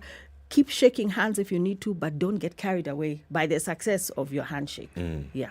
Do you think the politics of the day today is also taking us away from our realities every waking day? Yes, in fact, why I've been holding this cost of living, why I've been holding my phone is I just saw Bill Okoh had just put out his a tweet yesterday, I believe, and he was telling us yesterday, sugar, a kg, 150 shillings. Wheat flour, 2 kg, 185 bob. Milk, a half a litre, 70 bob. Potatoes, 10 kgs, 800 shillings. Mbuzi, 1 kilo, 600 bob. Chicken boneless, 70. No, it can't be 70. It's far more. Maybe it's more than that. 1 tray of eggs, 400 shillings. Cooking oil, 345. Maize flour, wait for it, 177 bob. What is that? How are we supposed to live our lives like this? What's happening? People say, Chero, you people are anti-government. I think the government is anti-us. Why are our prices out of control? Whether it was fuel, and I know you had your EPRA DG yesterday, whether it's fuel, whether it's flour, whether it's bread, whether it's eggs, we are in such deep trouble. We can barely survive. In fact, that's why you hardly see me here. I don't have time. I have to be hustling. I have to be struggling to survive, earn a living, to pay my bills, to pay my steamer, to buy my water, because obviously there's no water coming into our tap, so you have to buy your water because cartels control the water. And now there's going to be industry. taxation on water. Taxation on water. How are we supposed to survive? But we come here and smile and look nice, but we're not okay. We talk about this constantly. I mean, even the other side of Azimio is the opposing side of Azimio. Kenya Kwanza. Sorry, I forgot. The Kenya Kwanza team had even started that whole campaign a couple of weeks back. Remember? Cost of living is high, reduce the cost of living and all. And it's the same thing. I mean, we are putting it out there and saying, it's because of our bad politics. That's why our cost of living is rising. Is it only because of our bad politics? Maybe politics could be contributing to this, but what else is contributing to this? Is there anything else that, good governance could still not have avoided? For example, cost of wheat. So we're seeing global supply chain issues, the war in Ukraine, where wheat comes from, the amount of wheat that we import from that part of the world not coming into the country. So is that contributing to the rising cost of wheat flour? Is the cost of fuel being contributed by other external factors? Is the cost of cooking oil being contributed by other external factors? What are the other external factors doing? You see, for me, it's an issue of we say, is it bad politics? I say before we get carried away by wheelbarrows, reggae, deep state, shallow state, let us remember back in 2008 when I think a barrel of oil was about $148 a barrel, and we used to pay 95 shillings at the pump for gas, for fuel. Today, price per barrel is almost at 50% of that. And how much are we paying? What is the latest fuel price? Twice. You see?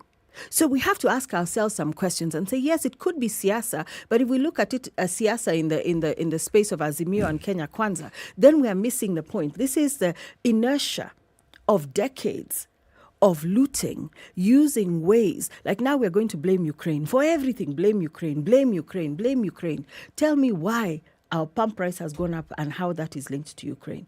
When we know the price per barrel, the cost per barrel is at 50% what it was in 2008, and we paid less for fuel then. 50%?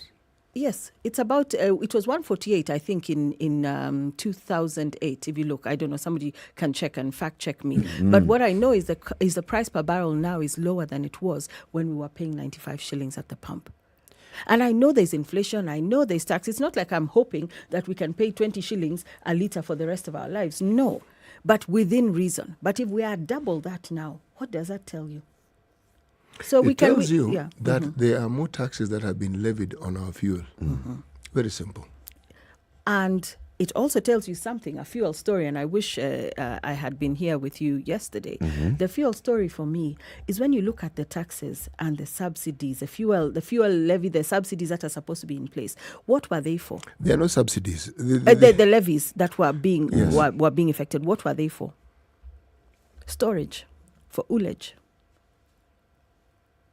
What happened to Changamwe? If we had a functioning refinery now, wouldn't we have stockpiled to some extent? Oh, we asked that question yesterday. Sorry, I didn't tune in. I was busy trying to earn a living. No, your point is an extremely valid one. You see, we actually raised it. Yes, because so if we had stockpiled, for example, but instead we are waiting, and I tweeted in January about the 30,000 metric tons that skipped queues and ended up being offloaded on New Year's Eve, illegally and irregularly. We predicted all of this. We've been predicting crises, but it's the open tendering system, the fact that we don't have storage in this country. So we are relying on importers. When you think back to Kina Gapco, Kina Mukesh Ambani, the open tendering system that lends itself to laundering, to kickbacks. It's not Wanjiko. What storage are you referring to? For oil. When our oil comes, like even the crisis around this whole Ruby story and the deportation of the CEO, etc., why were we looking at metric tons of fuel being offloaded in the dead of the night, skipping queues and making people pay higher berth and demurrage and whatever the costs at the port? It's because we don't have a place to store our fuel. It goes on trucks and starts going to fill the gas stations. The point is, when we kill our ability to store and stockpile, our prices will always stay high. And we will always, because we don't have a transparent open tendering system, we will always be at the mercy of cartels. Well, Jero, yeah, a couple of issues here. Tell me. Number one, in terms of storage, the Kenya pipeline has storage. I mean, the Kenya pipeline has been talking about having storage that can last us 3 weeks. Of all product, whether it's diesel, whether it's super petrol, whether it's kerosene, whether it's jet fuel, lasts at least a month and more. There's private storage that's also being included into this part, which is what even the DG was explaining yesterday, that increases that capacity to store. So it's not that we are getting our product at the port and it goes straight into the pump. There's a conduit, there's a space, but you're telling me it's good enough that we have only 3 weeks worth of reserves?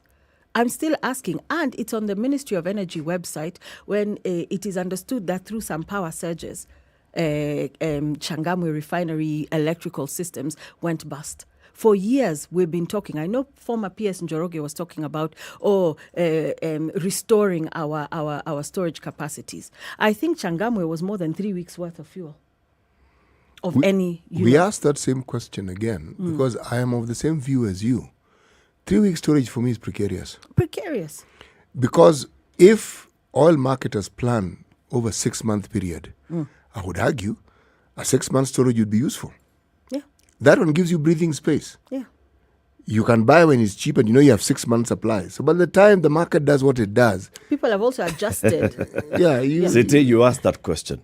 I did. What did he say? But no, don't repeat because I didn't listen. I didn't tune in yesterday. It was about hedging and the volatility of the politics of hedging. So you hedge, you buy and you hedge for 5 weeks or for a month or even for 2 months.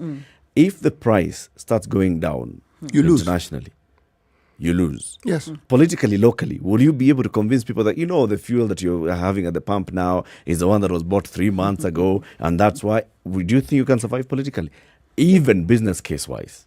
Eric, you wouldn't, but you see the thing about hedging that we didn't go into. Because all marketing companies, you'll be telling them, hedge. Actually, they can decide whether they want to hedge or not. What I'm trying to say is the storage capacity gives you, in my opinion, a better hedging position. You know why? Because the volatility at some point evens out. So if you have storage for a longer period, it gives you that space to have this yo-yo play around and even out. If it's for a shorter period, then you're always chasing after your tail. This week it's high. It's a constant. Now, those who are in that business, I think, understand it better, and they prefer it that way. Yeah. We were told this. The economies of scale, given current refinery requirements, make it difficult. And so we asked the question again. I said, with DRC, and Bwana Kipto said, even with Ethiopia coming in with almost 200 million people, he said, yes, so surely would a refinery then not make sense? It would. There's a business case for refinery. Yes, and he said, he agreed, he says, there is a business case for refineries. In fact, I was just checking. It was a Gazette notice of 2009. was clear about building of storage, not 33 months. I mean, think of strategic reserves. What was an impediment to that? And right now we are paying for storage. It's when we are buying fuel, we are paying for this temporary small storage. We don't have strategic storage reserves. It's actually worse than that, because even when those ships berth, we don't have the capacity to offload more than one ship at a time. But that has been sorted out. Kipevu has been expanded. There are 4 more berths that have been created. Now, if 4 more berths have been created, the story of storage now is even more pertinent. With all that fuel, where are you going to keep it? Because we're having a problem with the one, where it's 1 at a time. Now you have 4 at a time. That's a lot of fuel. And since 2009, we have been under the impression that storage, that ullage should once again, the billions that are collected in levies when we pay at the pump, where does that money go? That is a question we need to ask, because if we have collected billions literally since 2009, when Changamwe, when the refinery is somehow wiring and got damaged and it shut down, why don't we have today, 14 years later or 13 years later, ullage? And yet billions are collected every day or every year at the pump. That's a question we need to ask. And Wanjiku is the one who's shouldering the burden on behalf of the fat cats out there who somehow are finding ways to utilize those billions. Because I'm not utilizing those billions, are you? But we pay, and as the price goes up... It's utilized on our behalf. To do what? And then it's called a subsidy. So where do those subsidies It isn't a go? subsidy. A subsidy is when the government uses its own money to help business and industry. This is not government using its money. It's our money that the government is using. It's a very different thing. Just to add, government money using its own money. Government money is not government money. Government money is our money. There is no money that belongs to government. I am actually saying this using its own money. Yes, I'm saying this deliberately because if monies are collected from fuel and then you use that same money and you're calling it a subsidy, it can't be. If you collected it from your normal taxes, it's our harambe. Yes, it's our harambe. We are paying for it. So you cannot call it a subsidy. And we still don't have storage. We don't. Yes. And so when Wanjiku goes with her to a container to get kerosene or paraffin and so on, and we are there, we can't even say, I always see these big. Oh, let me tell you, true story. Last Friday or whenever it was, Friday or Thursday or Friday, I was walking with my husband around the Lavington shopping, that Lavington mall, and we were walking back to where our vehicle was parked, which also had very little fuel left, but we were not queuing, and there was a crazy queue. James Gishuru, Mudangari Siju, everywhere, and you see these big fat cars, and I said, middle class, you're sitting here thinking that queuing is for Wanjiku there with her jerry can for paraffin. It is also you guys. And then when they get there and you suddenly hear what the pump price is, who is going to jazza their vehicle, especially those massive fuel guzzlers? We don't have the money anymore. It's cutting across the board. Wanjiku, whether Wanjiku lives in Lavington or Wanjiku lives in wherever, or Wanjiku, it is hitting Wanjiku us. is Wanjiku. Wanjiku is Wanjiku. The scale of your outgoings and your incomings might be different, but that struggle that we're feeling, that tension that we wake up with, I don't know who wakes up without tension. I wake up with tension every morning, thinking of what I owe, who I owe, how I need to pay for this, how I need to cover that. We are all doing that. So we bury our heads in work. We work hard. We come, we pay how much at the pump, and now easy subsidies that the government tells us they have disappears into somebody else's pocket. And it's not your pocket, and it's not your pocket. What you need to be doing is dedicating some time to breathe at the end of the day or in the middle of the day or whatever. Okay? Get yourself show marks. 760 bob a month. Yeah, 760. 760 a month. Mimi Sinanga is 760 a month. In a year, how many shillings is that? It's also 760 times 12. It is good for your own mental health. No, my mental health. Invest in your mental health, get show marks, and you'll be watching shows like Crime and Justice. So you just sit there, watch Crime and Justice, 1 episode or 2 episodes. Season 2 is out. That is how they dull and lull our senses. Yes. Sometimes you need your senses dulled a little bit. My senses will never be dulled like that. You don't get up with a tension headache. You come to the situation room and you're wondering now what is happening in this world. No. You see, for example, that color there, that's blue. Blue? Yeah, Did somebody say Azimio? 26 minutes to 8. Let's take a quick break. We'll be back shortly. The Situation Room, Kenya's biggest conversation. Brought to you by Colgate. Classic soul, R&B, smooth jazz, neo soul, and nostalgic ballads. Make some noise. Yeah! You're listening to Spice FM.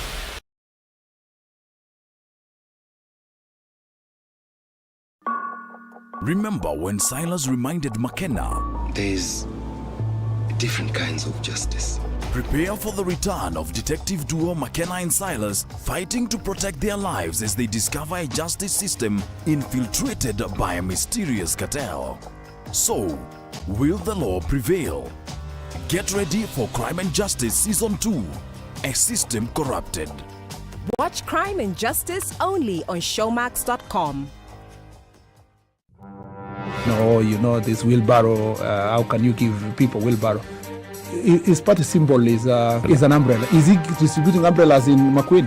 Have you been told if we don't lock between 10 to 4, this is what we're saving? You try and call them, the same person who was in your house every day, because they know you are influential and you will give them votes. Call them after 1 month and see if they'll pick up their phone. Don't tell your member of parliament that you want him to come and build a school, you want him to come and do a hospital. That is not the work of the member. Now that we have devolution in this country, these resources should go to those devolved units. You have to have strong, independent institutions. And I mean, you have to have police who has the right to take the biggest town in the country and question, why did you do this and that, and send them to court if necessary. Joel in Kericho, good morning. Salama sana, habari ya asubuhi. Salama kabisa. Mbunge wako ni nani? Anaitwa Silvanus Maritim, hapa ni Ainamoi. Silvanus Maritim, Ainamoi. Yes. Sasa ile juma nampambia yeye nini? Amalize aende. Asante sana. Okay, so how's the weather going to look like today? We know it started raining in some parts of Nairobi. Yesterday it rained. In some parts it was a torrential rain. In other parts, just showers. In other parts, just cloudy. So it's going to be mostly cloudy day in many parts of Nairobi. Highs of 25 and lows of 26. Light rains continue in Mombasa. Highs of 32 and lows of 25. Malindi, sunny day at 32, lows of 26. Nakuru City, mostly sunny day at 26 and lows of 14. Kisumu City, partly sunny day at 29 and lows of 19. Kakamega, highs of 26 and lows of 13. Eldoret, highs of 30 and lows of 16. Partly sunny day. Rain in Kampala, 27 and highs and lows of 19. Sunny day in Dar es Salaam, highs of 32, lows of 25. Sunny, cloudy day rather in Johannesburg, South Africa, 17 highs, lows of 8. Kinshasa, rain showers at 31, lows of 23. Lagos, Nigeria, mostly clear skies at 32 and lows of 26. Beijing, China is sunny, warming up to 27, and then the temperature is going to drop later this evening to 10. London, clear skies of 15 and lows of 8. New York, they have a flood warning to expect some serious rain, highs of 12 and lows of 6. And Paris, clear skies and highs of 17, lows of 7.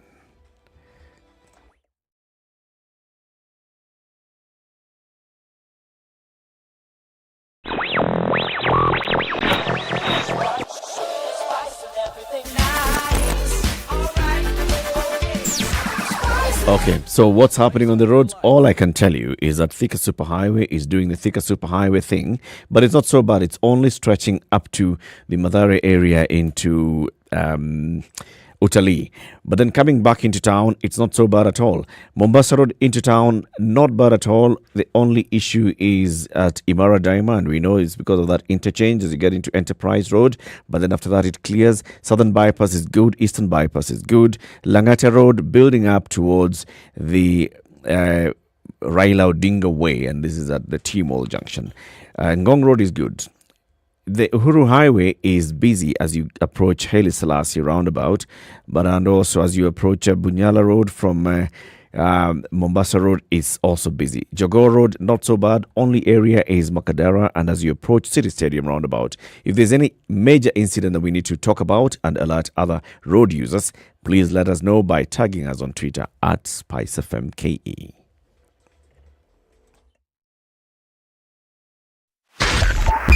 .5 Spice FM, Kisumu.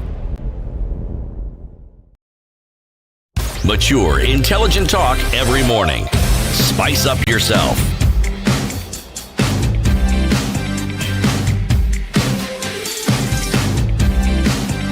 Mornings done right. 20 minutes to 8. 94.4 Spice FM. Your hosts, Eric Latiff and CT Muga, our guest host today.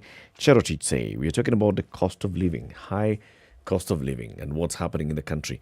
So you, before we took the break, you were telling us about looking at the middle class and feeling the middle class are not active enough or are not alive to the reality of what they're facing.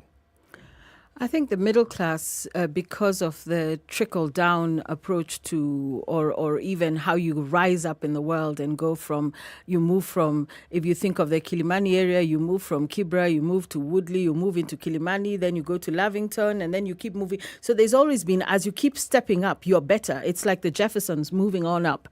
And you get to a point where you say, oh, I'm better. And once you're there, you can't really complain because people say, see, you live in La Vie.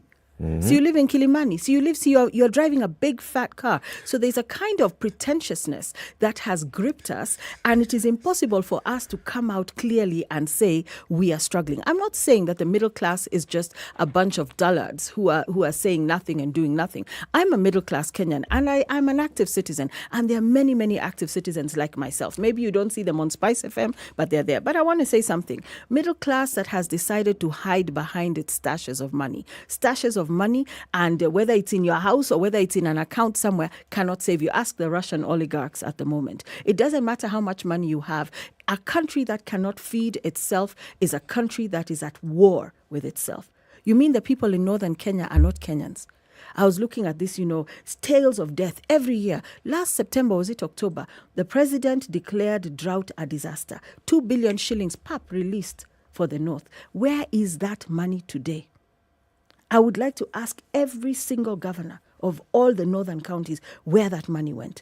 Why? And I come from the humanitarian sector. Why every year do we have this cyclical, people are dying, goats are drowning, children are getting sick and dying because they're drinking dirty water? Surely, 60 years after independence. This is public policy failure of the highest order. We were talking about it during COVID as well, the subsidies, the cash that people need to survive.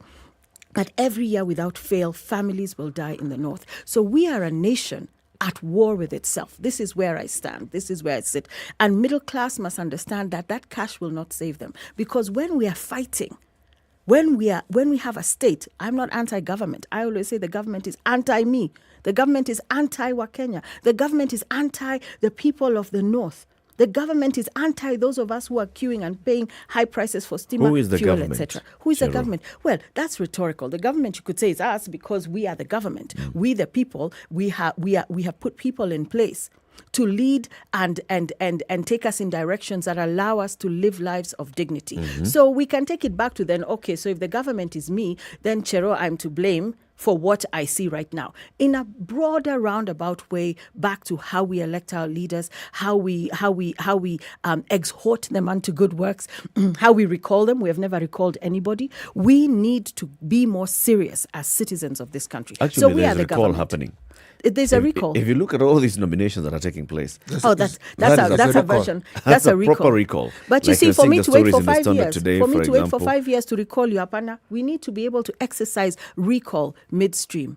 We should be able. But Jero, let me ask the question. I agree with you about the issue of recall because it's a culmination of us understanding the power that we have as the bosses of these elected leaders. Correct. But the accountability to which we ought to hold these leaders on a regular basis, if that fails, there will be no recall. Correct. Because if we aren't alive to the fact that this person needs to be delivering on a daily basis, not on a weekly or a monthly basis, daily, and there needs to be an account, we need to know. Does our culture really allow us, do we allow ourselves with the culture that we have to hold our leaders to account and say, Mheshimiwa, unajua, we don't quite agree with you on this one. No, are we like to say, hey, Mheshimiwa, since you have said it is the way you are, what are we likely to do? Do we have a culture where we actually hold people who we believe and know to be an authority to account? Not call them out by insulting them, just say, please pause. Just holding them to account. Just pause. I think that's what we have, CT. In 2010, we enacted a constitution and we created constitutional commissions and other institutions. Those institutions are supposed to be doing that work, right? So that when you wake up in the morning, like Chero was saying, she wakes up in the morning, she's focusing on how to feed her family on that day, how to continue living. We cannot be waking up to look at, so MP amefanya nini leo? Look at the papers. There are institutions like that. There's a story in the papers today about institutions, Constitutional Commission institutions meeting and talking and having a conversation with the Chief Justice. I'm just going to get it. I think it was in The Nation. All these institutions that have been created by the Constitution, their job should be what we are talking about, right? Holding, making sure that there is accountability in the job that's being done. If it's about land, if it's about public finance management, there is an Office of Auditor General, there is a Controller of Budget, there is a Commission on Revenue Allocation, there is the Ombudsman's Office, there is the Lands Commission. All of them, they were meeting yesterday under they are called the Constitutional Commissions and Independent Officers Forum.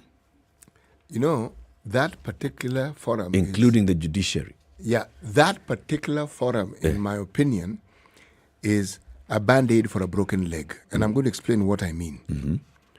The one commission that should never have been disbanded after 5 years was the commission that was mandated for the implementation of the Constitution. Yes. Because what we're dealing with here is the implementation of this Constitution.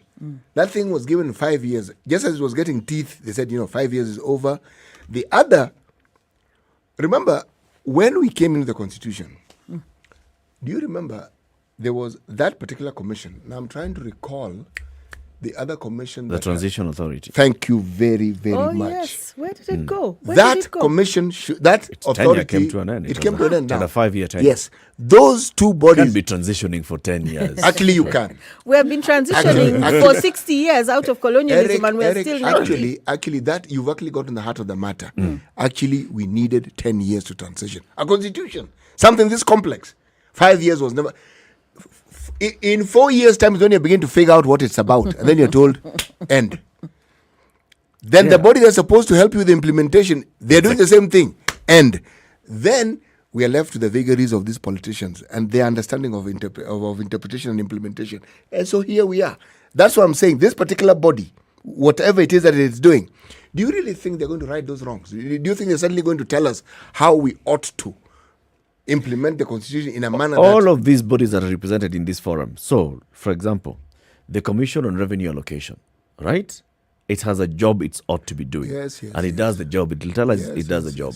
The Commission on Administrative Justice, that's the Ombudsman's Office. The Office of the Auditor General. The Controller of Budget. Those are the ones that should be making sure that everything is being done according to plan. If it's public finance management, these are offices that are made to ensure that there is proper and prudent financial management in this country. You see, the Office of the Auditor General, for example, and hats off to Nancy Gathungu, has repeatedly told us where money is being stolen. They always do. They do. But you ask, so you are saying, what happened to these commissions?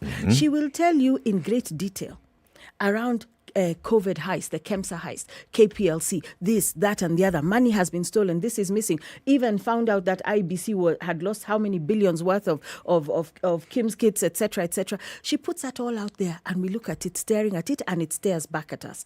I think the issue here is the weaponization of these commissions.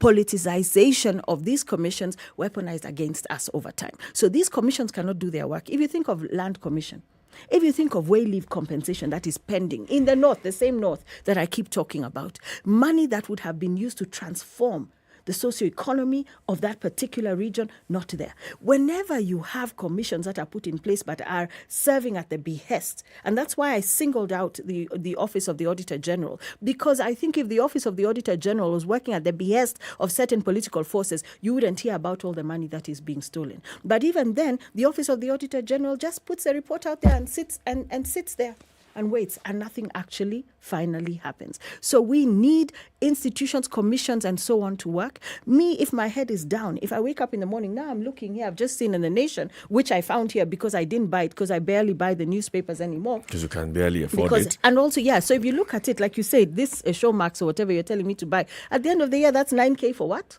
So it's same with the newspapers. Same with the newspapers. People are not buying them. So it says we have a longer wait for further cuts on electricity bills. So all those promises and pipe dreams were given, because you don't wake up today. Much as we say IPPs and PPAs are a huge problem, and the types of onerous clauses, the way their contracts were put in place, much as we know they need to be removed, you cannot remove them with a stroke of a pen. You cannot go to international investors and say, you guys are going to have to come.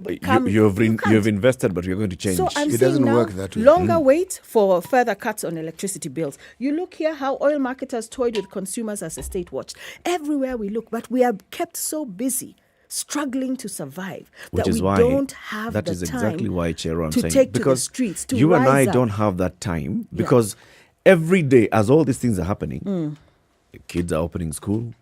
You've Then got a next landlord. week is going to be sweating when You've got a parents are landlord sending who's kids back waiting to for school. rent. You've got a bank that's Yeah. waiting. You've got a SACCO that's Yeah. waiting. You've got all these Yeah. things. So you're focusing on this.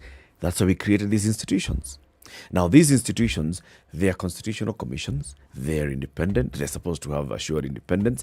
And with our elected representatives, all these things should be working. So when they're not working, so what's our recourse? So if we say, for example, that with all these commissions, so the Auditor General, for example, releases a report and that report is discussed in Parliament, but also this report is consumed by the Ethics and Anti-Corruption Commission. This report is consumed by others. If we feel that there is not sufficient movement from what should be happening with these institutions, what's our recourse? Take over the constitution? No, we Start don't. running our country? I mean, what do we do? I think commissions are not, and active citizenship are not mutually exclusive. But as you rightly said, we are so busy doing other things, we don't have as much time to be active citizens. How do we find a balance? And I said, so long as these commissions are not independent, so long as they're politicized, they will be weaponized against Wanjiku, and that is what we are suffering from. You have commission upon commission, sitting allowances, this and that and the other, benchmarking trips, discussions, the retreat you're talking about now, probably at some 5-star hotel somewhere or wherever, as they're doing it was what they're just doing. at KICC grounds. Just at KICC grounds. But still, Not they got, it's close to free. Still, they got their chai, Not their even lunch, in the room. and their afternoon chai far more than our Wanjiko somewhere who is struggling to feed her kids at night. I think as citizens, we need to, in the next government, the next parliament, begin to exercise our right and responsibility as the sovereign people of the Republic of Kenya by doing exactly what we did. You know, a year ago when we spoke, or 2 years ago when we spoke about BBI, Linda Katiba, nobody knew that we would be here today.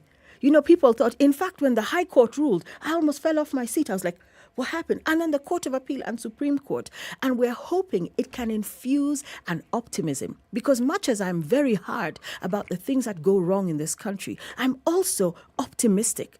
Because we are here, the three of us are sat here, and there are millions of other Kenyans who wake up every day saying, today is another day. I had the privilege to come here by vehicle, and we are a walking nation. There's nothing wrong with walking. But as people are walking early in the morning, baridi, they're walking far to make 200 bob or 500 bob at the end of the day, and they can't feed their children. How do we inspire and infuse a level of optimism to say, actually, even that extra 2 minutes of yours at your next chama, at a church service, in your local pub, etc., to say we need to rise up, community organizing. And I think the salvation will come if we as Kenyans vote, start thinking about who our MCAs will be, who our MPs, our women reps. You know, this presidential nini at the top there is where we get derailed. And the president himself or herself will never do anything specific for me. But if I don't know who my MCA is, in my constituency, I don't know who my MP is or who my woman rep is. So I think we need to start looking at the foundational spaces of governance and leadership and practice there. By the time we're going to Parliament to recall our MP, we have understood how government is supposed to work for us. Vast majority don't know. We just say kuna serikali mahali na hatujui inatufanyia nini. We just suffer and we struggle. Eric will tell you that City will tell you the Mwananchi knows. So let City tell you the Mwananchi actually does know. There's something which you've said which is true. You know, I've listened to you over time, and the time I've known you, the one thing I didn't know that you're such an effective evangelist. the non-church going evangelist is a very effective evangelist. To evangelize need not be a religious concept. Okay, it's a process. Well, thank God. Yes. You see, when people are busy simply trying to stay alive, that's what most Kenyans are doing now. Those who believe they're in the middle class, me, I'm not in the middle class, me, I'm poor. Yeah. Yes, I know I am poor. Yes. People who are wealthy usually don't need to work. I am working. So okay, so I'm also poor. Yes, you are. I am poor. Yes, you are. You see, poverty doesn't mean you don't own things. Poverty means that you wake up every morning and you have a struggle for survival. Not to pile on to what you already have, no, to essentially just survive on a daily basis. What we differ with is the quantities. But it's the same thing. Now, the middle class in this country, again, I have a view on that. Most of them who believe they're middle class believe they're better off. They actually are not. What they have is just a larger scale of somebody who has less. You have a car, that person doesn't have a car, so you have more worries. You have a big house, everything. Now, what am I saying, Jero? What I'm saying is, there is something our leaders have failed to understand, that they are really very fortunate. Those who aspire for leadership and those who are in leadership, politically that is, that they are blessed with the sort of people that many rulers on this world would wish for. People who with every problem turn around to find a solution for it. They don't wait for you to find a solution. They're always looking for a solution themselves. And they don't bother you too much. And anytime they raise their voices, it's because this thing has gotten to tipping point. But we seem to have deaf, inert, ineffective, and completely detached leaders, so they don't even get it when they're being told things are really bad. Because their actions seem to just make things worse. Even in things they could make things better. Even those steps they don't take. Because a lot of our problems have to do with the legislation, and we know where that happens.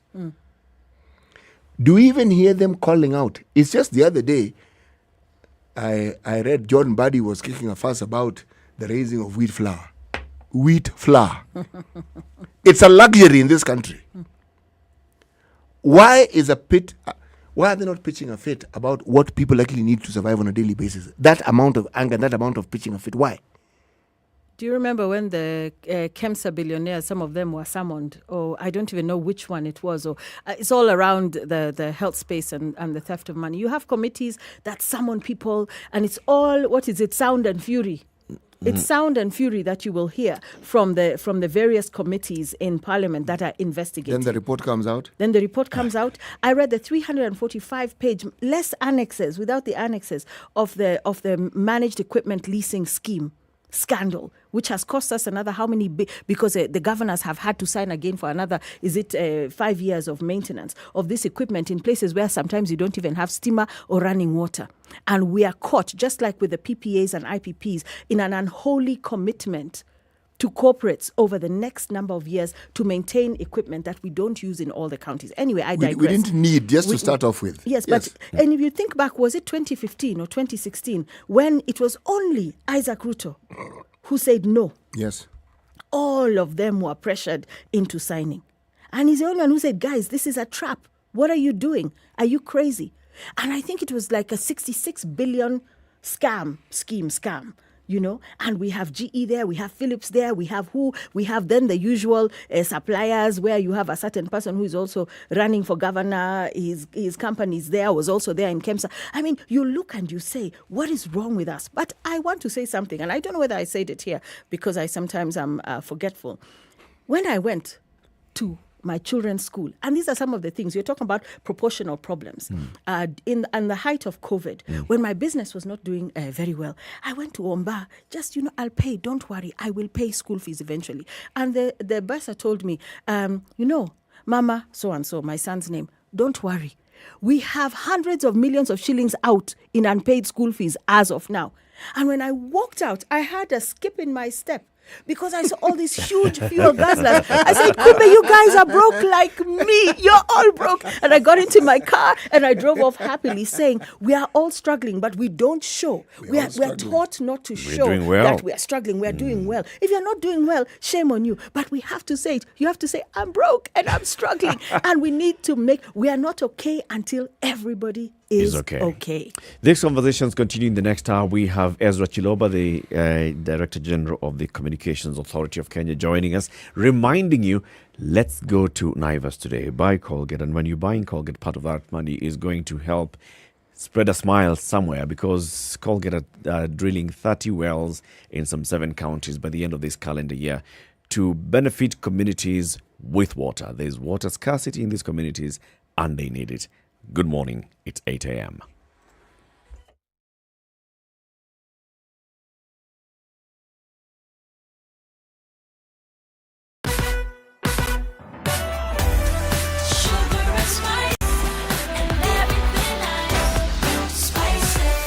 Spice up your life.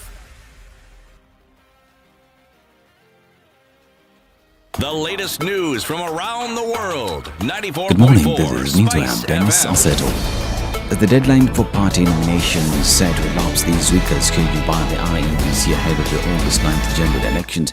Jubilee Party plans to start issuing nomination certificates to aspirants who have agreed on the party's consensus. According to the party's Secretary General Jeremiah Kioni, the party is set to begin the exercise today, adding that several teams that have been dispatched to various counties to help aspirants agree on who should fly the Jubilee flag ahead of the forthcoming poll, banning the midnight oil to avoid the challenges that may come with the long-awaited party primaries as experienced by the UDA's party primaries last week. He observed that Jubilee Party leadership has opted to build consensus among the aspirants for various seats, saying this was not only less expensive but also helped to save huge resources and time that would be wasted during the primaries.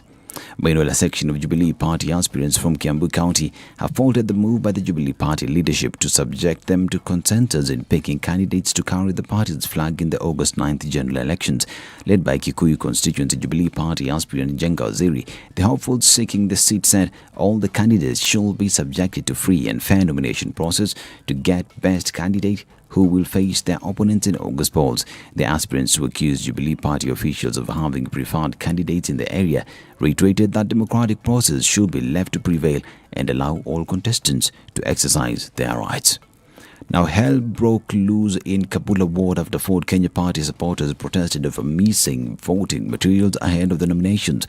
Returning officers were after by the voters who had camped at the polling station for 6 hours only to receive news about the missing ballot boxes and ballot papers. The officers were forced to seek refuge behind the police officers in fear for their lives from the irate mob. The returning officers were forced to admit that all wasn't in good condition despite the party having communicated to them about printing ballot papers. Returning officer Celestino Fuller admitted that the ballot papers and ballot boxes had gone missing and some arrangements were being made to ensure the papers materials arrived on time. Now, Jasper Muthoni alias MCJC has announced that he will vie for the South Imenti parliamentary seat as an independent candidate in the August polls.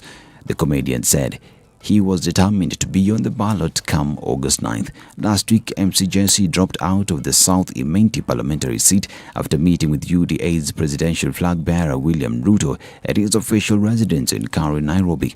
He postponed his parliamentary bid in favor of Mwiti Kathara for the South Imenti seat. MCJC, who joined the UDA on January 19th, added his name to the battle for the legislative position to replace his incumbent South Imenti MP Gathuri Murungi, who has been at the helm since 2013.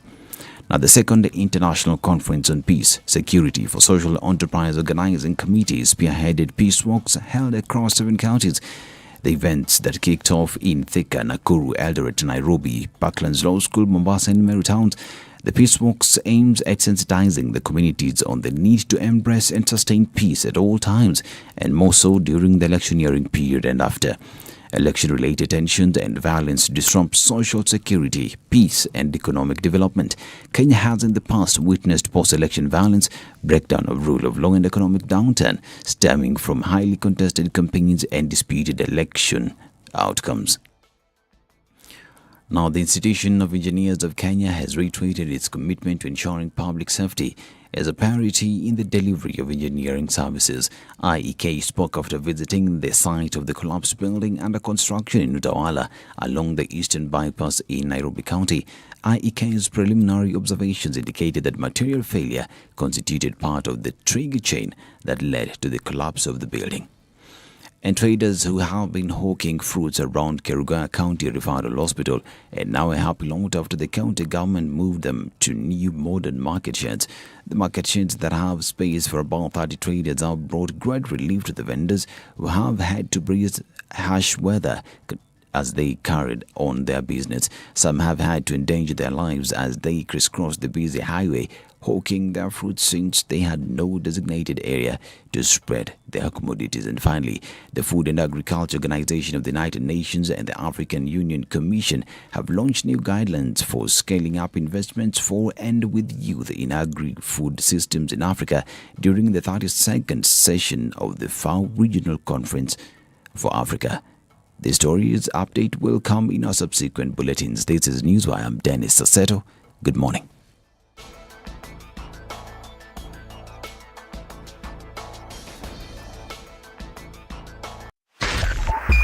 .5 Spice FM, Kisumu.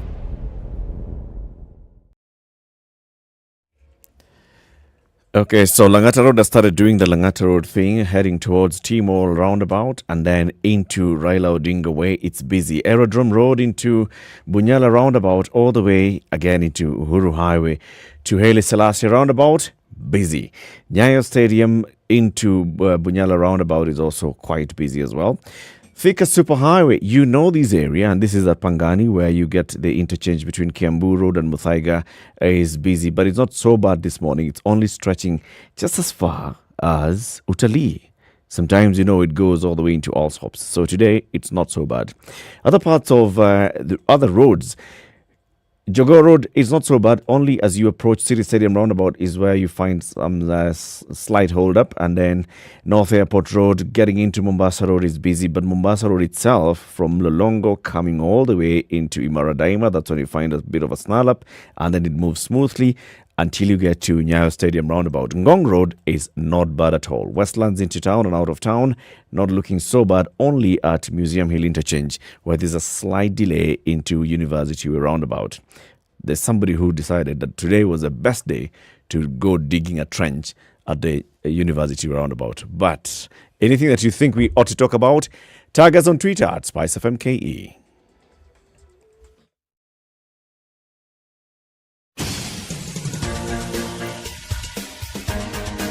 This is The Situation Room, the home of hard-hitting political commentary and penetrating insights about the state of the nation. This is a talk radio experience like no other. The Situation Room, a place for hard truths, debates, and elevated conversations. The Situation Room, witty, political, engaging, deep, controversial. In the room, we have C.T. Muga, researcher, academic, seasoned political observer, a fountain of wisdom in these politically uncertain times. Ndu Okoh, Nigerian by birth, Kenyan by choice, communications expert, Pan-Africanist, a truth seeker and believer in people power, and Eric Latiff, agent provocateur, the man in the chair, seasoned journalist, news hound, a man who believes in punching up, not down.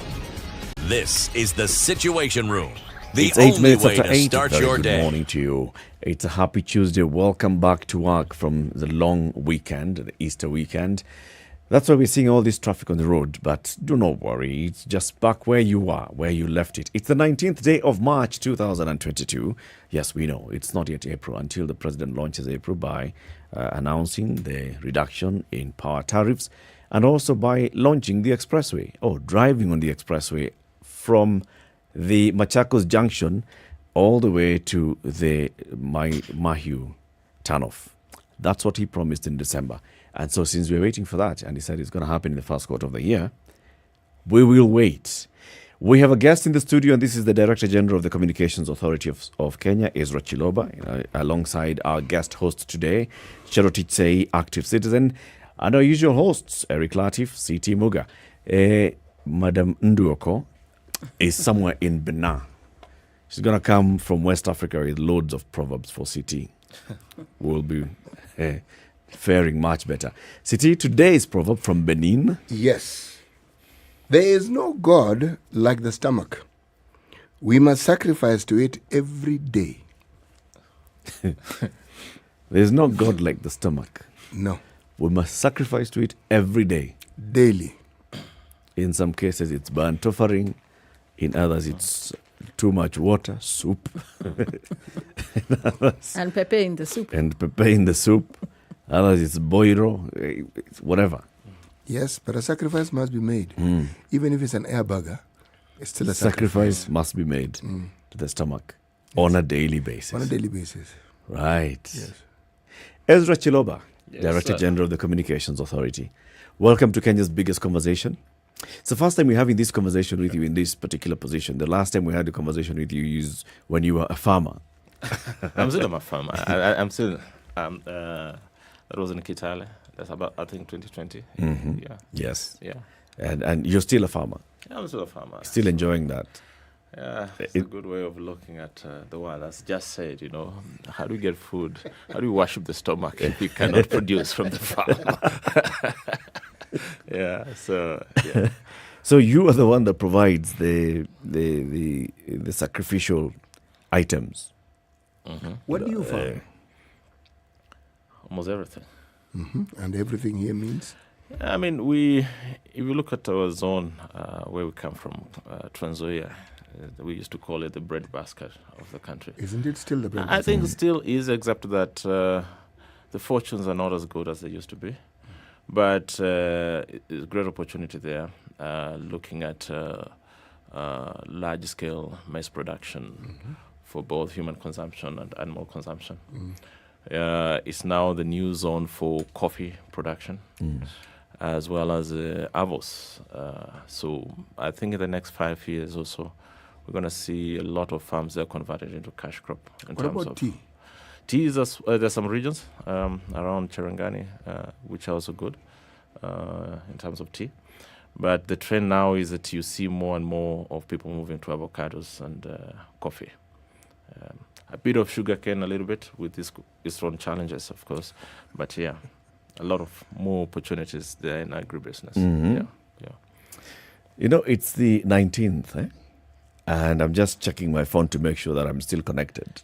There have been threats that come the 15th, if you haven't done some things that the Communications Authority had instructed through the telcos, you were going to be switched off. And then there was this running joke. I'm just going to tell you the joke that someone was saying.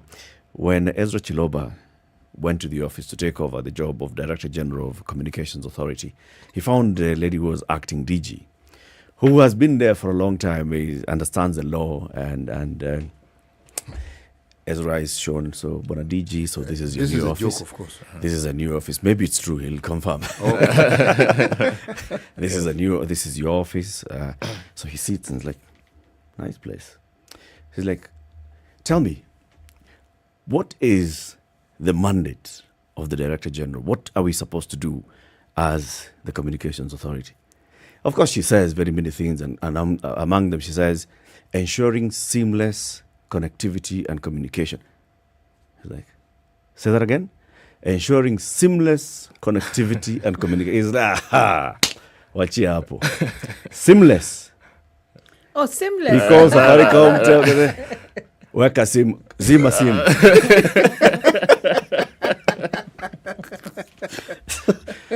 So by the 15th, Ezra Chiloba was sure that he has met the KPIs for I can now go back to farming. That was interesting. Yeah. But then now explain to us, what was that all about? I mean, it's still ongoing. You've extended this by 6 months. But before you tell us why 6 months, what is it that you expected people to do? Maybe we need to go back into a bit of history on this subject.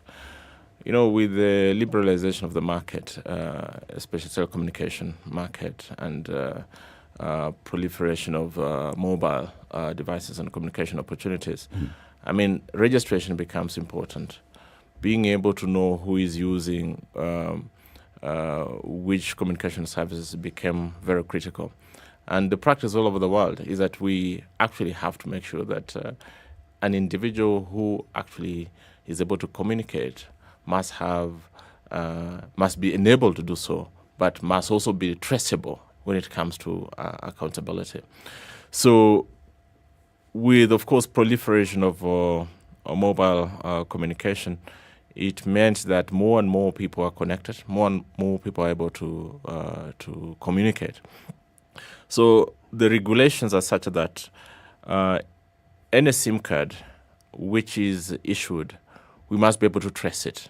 And how are you able to trace it? You must be able to trace it with the person who owns who owns that. And that responsibility falls on both the operator as well as the individual. When the individual walks into a shop to buy a SIM card, there's certain details they're supposed to provide. And what we found out is that some of the required standards were not being met.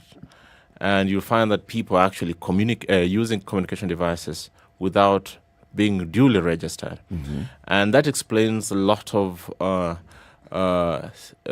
issues that we are confronted with when it comes to issues of national security, protection of consumers, people being conned of their hard-earned cash, just because you're not able to trace down people who are actually misusing those particular devices.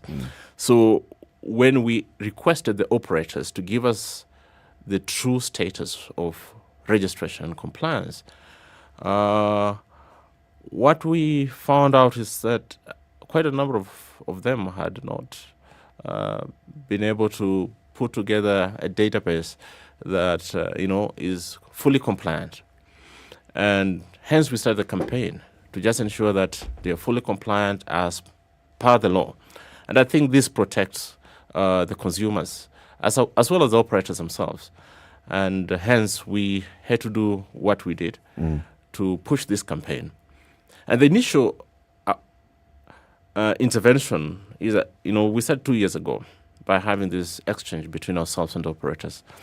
But when we didn't see progress, we had now to issue notice to ensure that by 15th of April, there's full compliance. But it was largely on the part of the operators. But then the operators also went out to, of course, carry out the campaigns, mobilize citizens. And they informed us that, if you not have registered by this date, then we're going to switch you off. Of course, they have to switch you off if you're not compliant. But that was never really our intention at the time. But looking at how we ended up where we ended up in the last 2 weeks, it meant then that the authority had to actually take more action, play more active role in that particular process. So this was a lack of compliance by the telco, the operators. Yes. And it had happened over a long period of time. Yes. Which means that the oversight that the Communications Authority should have been offering over that long period of time was not being offered. I would say that, when you have an enterprise that is successful, like our telcos are actually some of the most successful in the region, you make certain assumptions that they're going to do the right thing, ensure that they're compliant. They're not going to provide communication services to somebody who's not registered. But I think along the way, things didn't go as required. And from our part, how we come across this information is that, we got officers across the country. We'll show up at your shop. We'll, pretend we're customers. We're able to collect information. We'll observe what happens with your shops out there. And we use that information, therefore, to engage with the operators. So what was happening in this case is that we're getting this information. We raise it with the operators. They make commitment they're going to correct that. But the pace at which that was happening was not impressive at all. And hence we had to give them that deadline, because under the law, actually, we got that power to issue the deadline and be able to mete out any punishment, actually, or penalties. I'm curious, Bonadiji, why would the operators not be compliant on something such a basic thing such as that? I'm selling you a SIM card, I'm selling you a line, at that point I register you. And when the Communications Authority reminds you of your obligation, your condition for license, you say, I'm going to regularize, and then you don't. A conversation takes place over 2 years until the Communications Authority appears now to be coming with an anvil to deal with a toll. Why would the operators take this long? I mean, they should explain to us why did they take this long? Because now, if you look at the data we shared last week, on average, I think we're only talking about 50% compliance. And this has been happening over and over. So our aim is to ensure that they're 100% compliant. And that means, therefore, that once the 6 months lapse, we have to take the necessary action to to just clean up all this mess. But you see, Director General, on the 9th of April, I sent a message, that star 106 hash. And it comes back, and I've had my SIM since 2007 or 2008. The same number, the same everything. And I registered using my ID. Probably even had my passport there as well. So all my data was there. And it came back and said, your registration details are correct, complete, etc., etc. 4 days later, it says my registration details are incomplete. So my question is the Communications Authority of Kenya also going to open an investigation into Safaricom's practice of losing conveniently our registration data and making us, we the customers, have to carry that inefficiency, carelessness, unprofessionalism. Yet we know every day I receive unsolicited phone calls because Safaricom has been selling my data to companies that tell me, oh, call this and that, get this loan, do this. We are being greeted by governors. We even find we are registered into political parties that we have not subscribed to. So I feel that we, the citizenry, the users, the customers, have been on the harsh receiving end, either of miscommunication, which is ironic on the part of Communications Authority of Kenya, and abuse by the telcos that have mismanaged our data from time immemorial. So I would like to see an investigation into the practices of these telcos opened by CAK. Because I am duly registered and I'm not going to go now to start having my photograph taken. We're talking about the cost of living, the fact that we're struggling so hard. People are now supposed to go and queue. I saw Kenyans last week desperately because they were afraid. If you don't have your line, you can't Fuliza, you can't send money, you can't do this, you can't do that. This is abuse of the consumer. And the consumer is never king, yet the consumer should be king. So how are you going to protect us? And have you opened that kind of investigation? And also to ask you, the Kenya Information and Communication Act 1998, is it 27C Part 4, wherever, said that failure, 1998, failure to register your SIM card will result in a penalty of 100,000 shillings. Now, Bwana DG, you said it's 300,000. Where did the 300,000 come from? And if we had failed to register our SIM cards using our IDs, we should have been already pinpointed, disconnected and fined. So we are also under pressure from you because you have told us now we'll be fined 300,000. Me, I know I'm duly registered, but I'm in danger, contrary to the Kenya Information and Communication Act, of being fined 300,000 shillings. So what happens? We all rush to court. We have gone to court. We spend our time in endless litigation because I feel that we, the people of this republic, consumers, customers, we are taken advantage of and repeatedly abused by the government, by private sector. So when will we stop? We need protection. Are you launching an investigation? Have you opened an investigation? I think to respond to the many issues. Please, Ezra, please unblock me on Twitter so that we can have conversations. Don't block me. You're a public servant. There must have been some reason behind that. I was a farmer. You are not a farmer, but let's be buddies, so that we can talk, and I don't have to wait to come to SpiceFM to talk to you. Take it easy. Let me respond to this one. Yeah. I mean, you raise very important issues, especially around the 106. What had happened is that last year, when we had issued notices to the respective operators, they came together and agreed that perhaps they'll have one platform that will allow their customers to verify. So they came up with this code, 106 star 106 hash. That meant that regardless of your service provider, you can actually query and check the status of your registration. So during these last 2 weeks, what we established is that whilst we had agreed that we're going to have this common platform, the information you got from that platform was not standardized. Okay. So each operator was providing information to the best of their understanding. So as a regulator, by the time we were making that announcement on Sunday of that 106, at that time they had no standardized information. And we directed them to standardize information. So what a person on Airtel will see is the same Telcom and Safaricom. What we discovered at the time also is that it's true that if you looked at what Safaricom was telling you at the time, the information that came such that, if basically showing you the numbers that are linked to your identification number.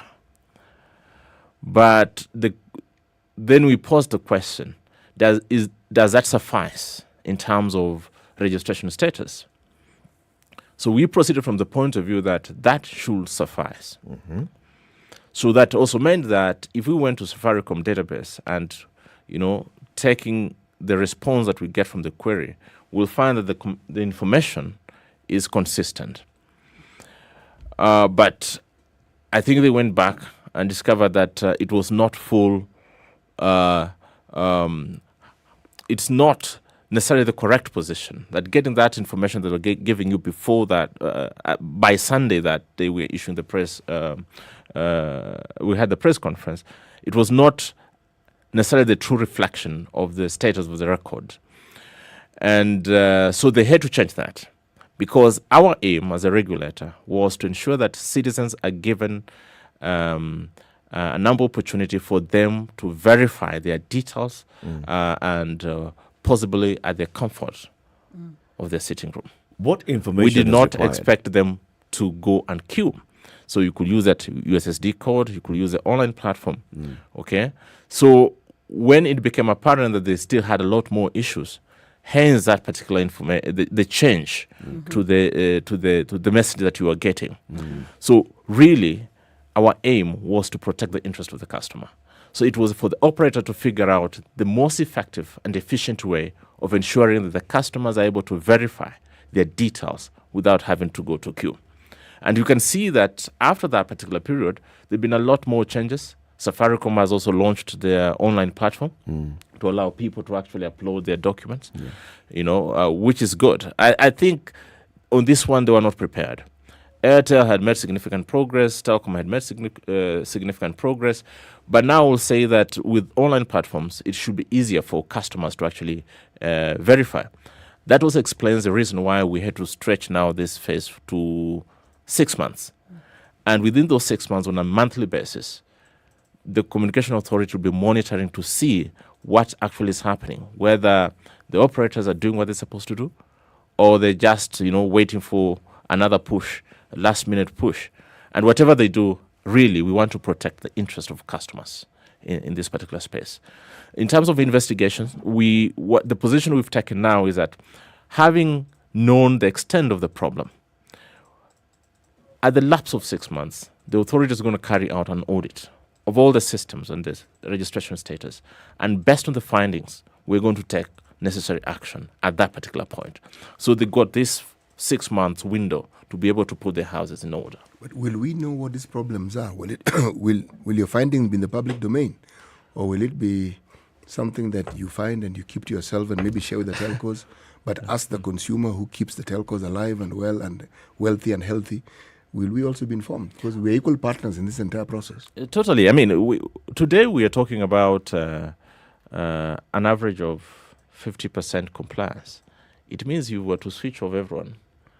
You're switching off 50% of subscribers. That's a significant number. So taking that into account, we say, no, let us give them more time. However, they should not blame the authority when we take action at that time when it comes to the audit. And that information should be public. I mean, it will be good for a country to showcase and say, look, our operators are compliant.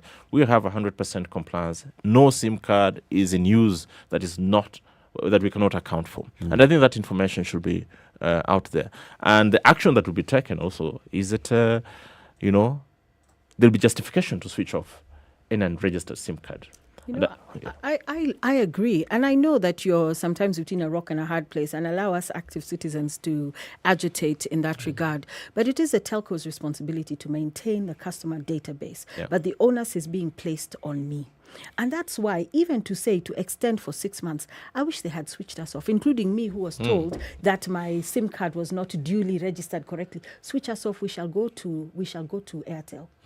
We shall go to Telcom. They're the ones who will lose out. Who makes those little fees every time you do an M-Pesa transaction, or you Fuliza, or you Shwari, or whatever you're doing? It is them. Actually, you should have switched all of us off, because that 50%, maybe even 80%, by the time they finish sending us messages to say we were not compliant. Let Safaricom. But Chero, you're saying that losses. you should suffer. You should No. suffer so that the telco is punished. No, I will not suffer because I have options. Because when you don't have a line, I have options. I will go to Airtel. I will go to Telcom. The point I'm trying to make is even this 6-month extension has not made my life easier. Even the online platform, the OTP, it freezes there. And why are you looking for my information again when you already have it? So if the onus is on the telco to maintain the customer database, what is it that they're doing wrong? And that's why I agree with CT. Will the findings be made public to all of us? Because we cannot always be the ones who are carrying the cross for the sins of others. Jesus already did that. And we cannot be carrying on our backs the sins of the telcos who are constantly mining data from us and selling our information. And so, as somebody was saying, we bandy around conspiracy theories around using our data to rig elections, etc., etc. Do not blame us for thinking that way, because our data is at the mercy of telcos. There is that secret Sijui server zone somewhere in Ruiru being set up leading up to the elections in August. There's this. We live in this. No, it's actually there. But we live in this situation where our data is continuously being manipulated. Chekeni. I want to ask a question though of the DG. But let's take a break because it's 29 minutes to 9. Kenya's biggest conversation. With us in the Situation Room this morning is Ezra Chiloba, the Director General of the Communications Authority. We are talking about seamless connectivity and communication for all in the country, not just mobile, but communication. They are the ones who also regulate us here. So when Ezra Chiloba is here, we have got to behave ourselves. Otherwise, he can say, nikitoka hapa zima watu. Also, he's also regulating Showmax and all the others who are offering such services in the country, right? Showmax, 760 shillings a month. You get access to a lot of good content. That's the starting point. And you can also just upgrade depending on what you want. Showmax is showing Crime and Justice, among other very beautiful locally produced series. And we have said this is a very well produced one. Season 1 was out last year. Season 2 is out now. It stars Sarah Hassan as Detective McKenna. Detective Silas is Alfred Munywa. It has Makbul Mohammed as DCI Boss Kebo. And Sarah Hassan won an award for the last year's Kalasha Awards as Best Lead Actress. 760 bob a month. Let's take a break with Ezra Chiloba and Cherotich Sei, CT Muga, Eric Latiff. Will be back shortly.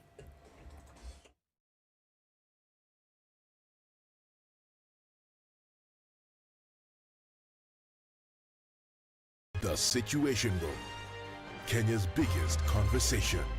Brought to you by Colgate. Classic soul, R&B, smooth jazz, neo soul, and nostalgic ballads. Make some noise. Yeah. You're listening to Spice FM.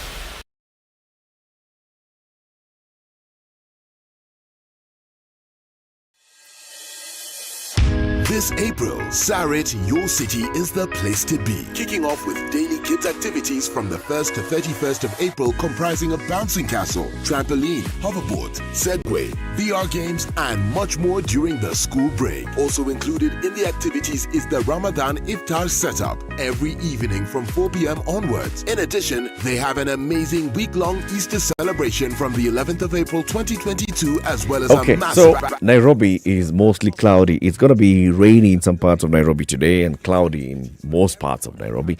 Highs of 25 and lows of 26. Mombasa, rain showers at 32 and lows of 25. Malindi, light rain today. Highs of 32 and lows of 26. Nakuru City, sunny day at 26 and lows of 14. Kisumu, partly sunny at 29 and lows of 19. Eldoret, sunny day at 30 and lows of 16. whereas Kakamega is going to be mostly cloudy at 26 and lows of 13. Kinshasa, DRC, mostly cloudy, highs of 31 and lows of 23. Dar es Salaam, sunny day at 32 and lows of 25. Kampala, light rains at 27 and lows of 19. Johannesburg, cloudy day at 17 and lows of 8. Beijing, sunny evening 28, lows of 10. London, sunny day at 18 and lows of 15 and lows of 8. New York, rain with some flood watch advisory, highs of 12, lows of 6. Paris, sunny day 17 and lows of 7. Classic soul, R&B, smooth jazz, neo soul, and nostalgic ballads. Make some noise. Yeah. You're listening to Spice FM. Okay, so we've been talking about Thika Superhighway, right? It's not so bad. We just know the issue always around Pangani, where Kiambu Road and Muthaiga Road merge with the Thika Superhighway into Pangani, and then they branch off into Muranga Road and Wangari Maathai Road.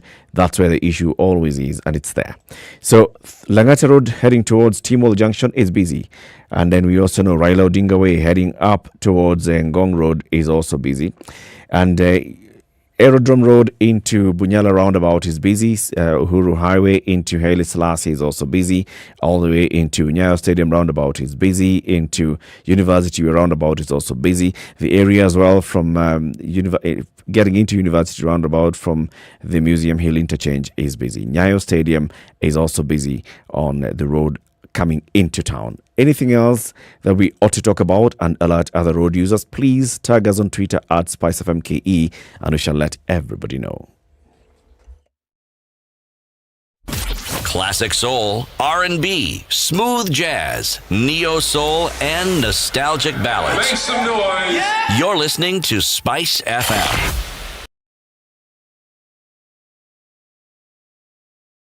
Mature, intelligent talk every morning. Spice up yourself.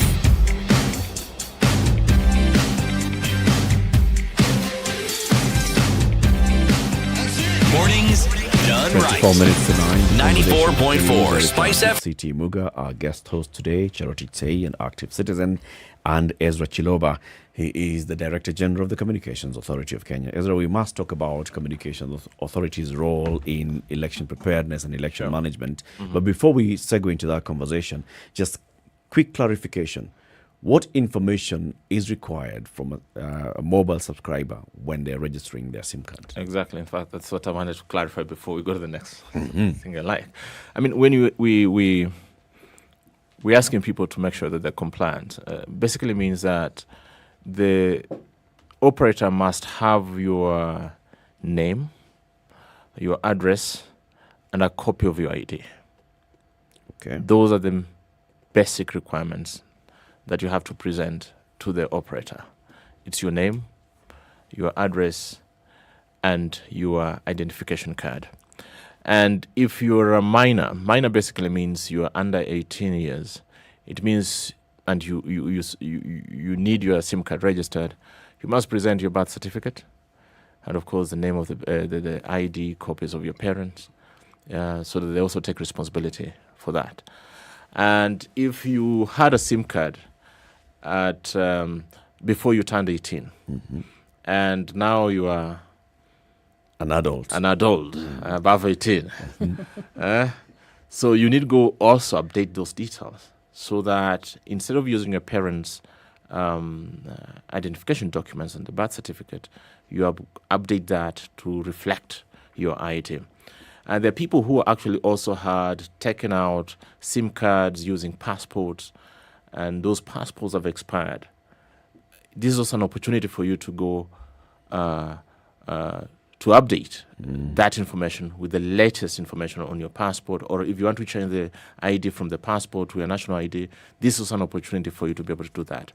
And when doing so, what we're trying to do, again, I must emphasize this, we want to ensure that customers are able to do that at their convenience, so that you don't have to go queue unless it is necessary for you to go queue. And there are situations, of course, that you might be forced to go queue. There are cases also whereby you'll find that your ID has been used to register more than one number, and the other numbers you have no clue who the owners are. They're not your numbers.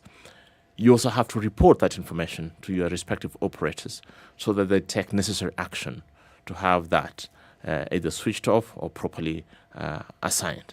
So a number of things could be done, and this one is being done in the public interest. And I think the 6 months are adequate enough for us to be able to get there. Yeah. Okay. So and maybe she talked about the penalty. Yes. Actually, the regulations provide that non-compliance by the regulator or any person who provides false information, the penalty is up to 300,000 shillings. And our interpretation is that for the operator, if the penalty is up to 300,000 shillings, because every SIM card, when you talk about registration, is for every SIM card, it means non-registration of any SIM card, that SIM card is the one that is attracting that particular penalty. It's not... So it's the operator and not the person? No, that is the first thing. But for the person as well, if you provide false information, then we also have... That's 100K. No, it's 300,000. Up to 300,000. Up to 300,000. So I think it's something that we have to do.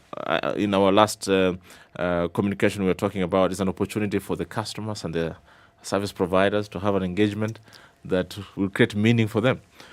So this reprieve, I think, is good for them to ensure that that really happens. If it doesn't, then there's going to be trouble ahead. Was this communication shared from the onset with the telcos? Yes. I mean, why would the telcos appear so rudderless and confused over such basic info? I mean, what you're required when you're selling a SIM card is just to get the name, the address, and a copy of the ID of the person that you're selling a SIM card to. Why then would they appear so confused and not sure what they're supposed to do? I mean, maybe they'll have to explain to us what really happened, because from our end, we started this conversation for this particular campaign 2 years ago. Notices were issued, and they promised to take certain actions, but the actions were not yielding results that we wanted. And maybe to also contextualize a little bit, the way the different operators actually sell SIM cards. If you go to rural places, don't be surprised to find that, I see it somewhere in Kitale. They're hawked like fish. So they're hawking the SIM cards, Laine shilingi ishirini, that kind of thing. Yep. So that's where the problem starts. And it's also illegal to actually hawk SIM cards. You're only supposed to get your SIM card at an agent's premises or the dealer's premises, not on the streets. So that is also what Kenyans must know, that when this person hawks a SIM card to you, most likely it will not be duly registered. And that's going to be a problem for you and the operators sometimes in the future. Yeah, so I think it's a system failure along the supply chain in terms of registration. And I think that system failure is squarely at the feet of the telco, because these telcos themselves, and I'd asked last night on social media for people to give me questions that I could ask you, which I won't do now. But one of the people said he has noticed multiple lines registered on using his ID. Mm-hmm. He has reported it repeatedly. I don't know if it was Safaricom, which service provider it was, and with no response, no action. He said, "Wacha ikae tu hivyo." What is he supposed to do? So I think, as is the case, you were saying we don't want to switch off SIM cards. Me, I only want to switch off KPLC. As is the case with switch off KPLC, as is the case with Safaricom and so on, customer care is so abysmal. It is like they are doing us a favor.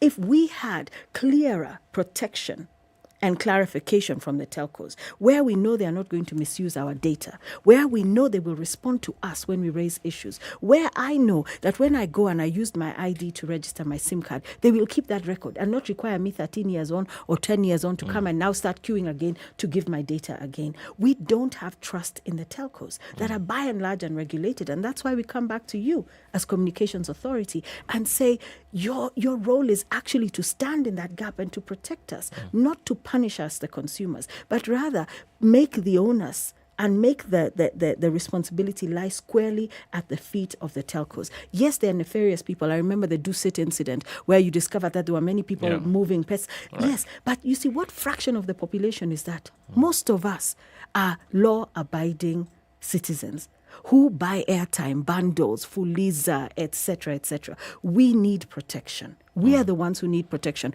not punishment. And I'm sure security apparatus and so on is able to identify those ones, and the illegal selling of SIM cards, etc., can be curtailed. But by and large, vast majority of us are law-abiding, and we are tired of being exploited by the telcos. And that I totally agree with you. A lot of individuals, majority of Kenyans are law-abiding. So I think if each and every person did their part, we'll be in a better off space going into the future. So, yeah. Let's then move into elections. August 9th is coming, and we've heard from IEBC, we've heard from all the bodies that are concerned with election preparedness. Communication is central to this.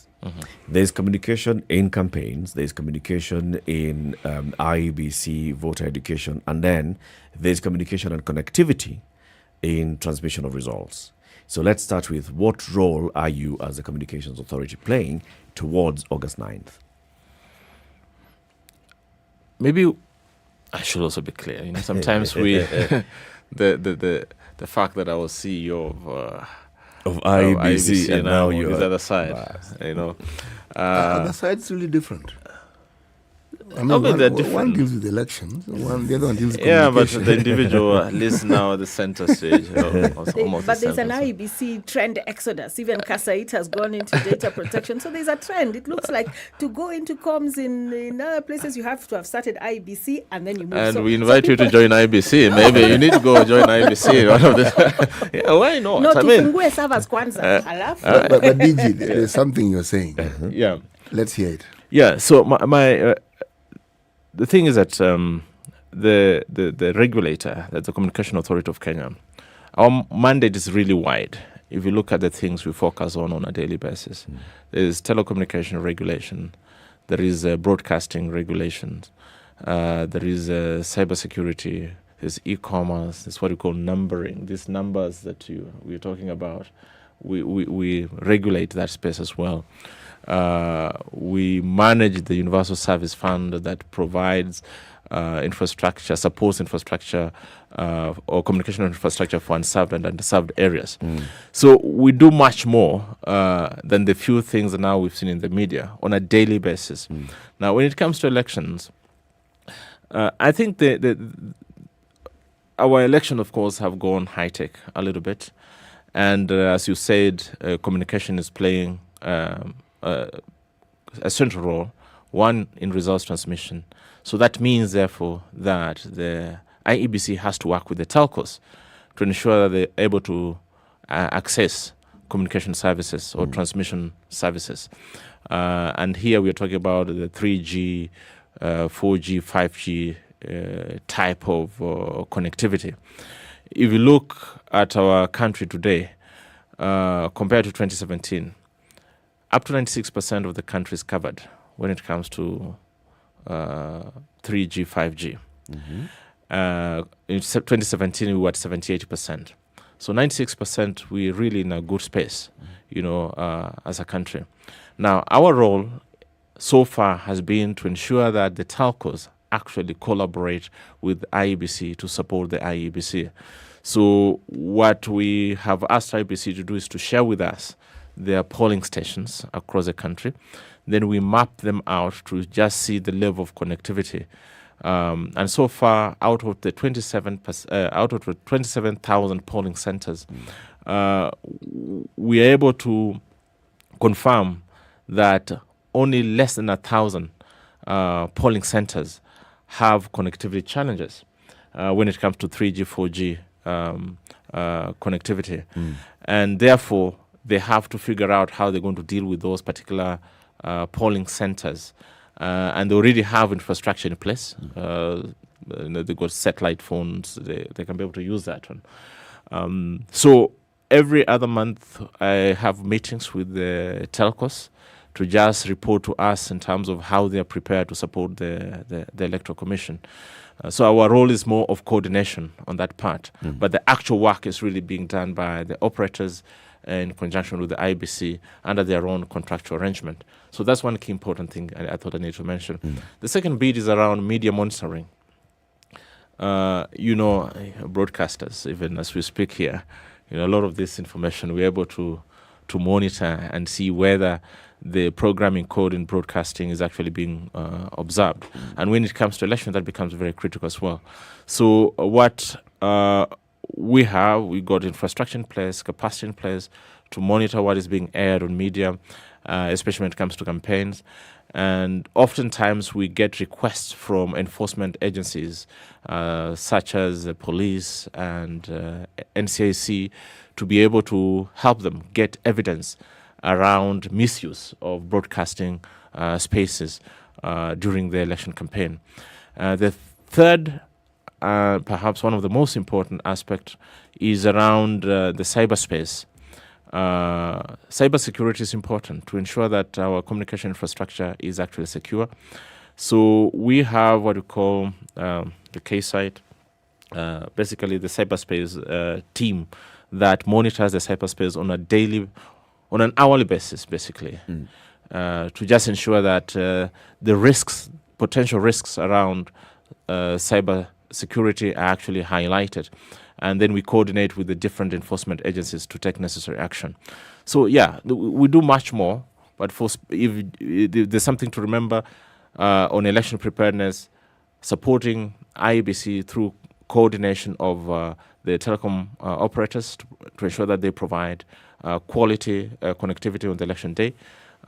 We are carrying out media monitoring to support enforcement agencies, especially when it comes to violation of the broadcasting code, programming code rather. Then lastly, ensuring that the cyberspace is secure during this particular period. So those three things, I think, are takeaways. Critical mandate. You said there's about less than 1,000 polling centers of the 27,000 that have connectivity to 3G or 5G or 4G. Yeah.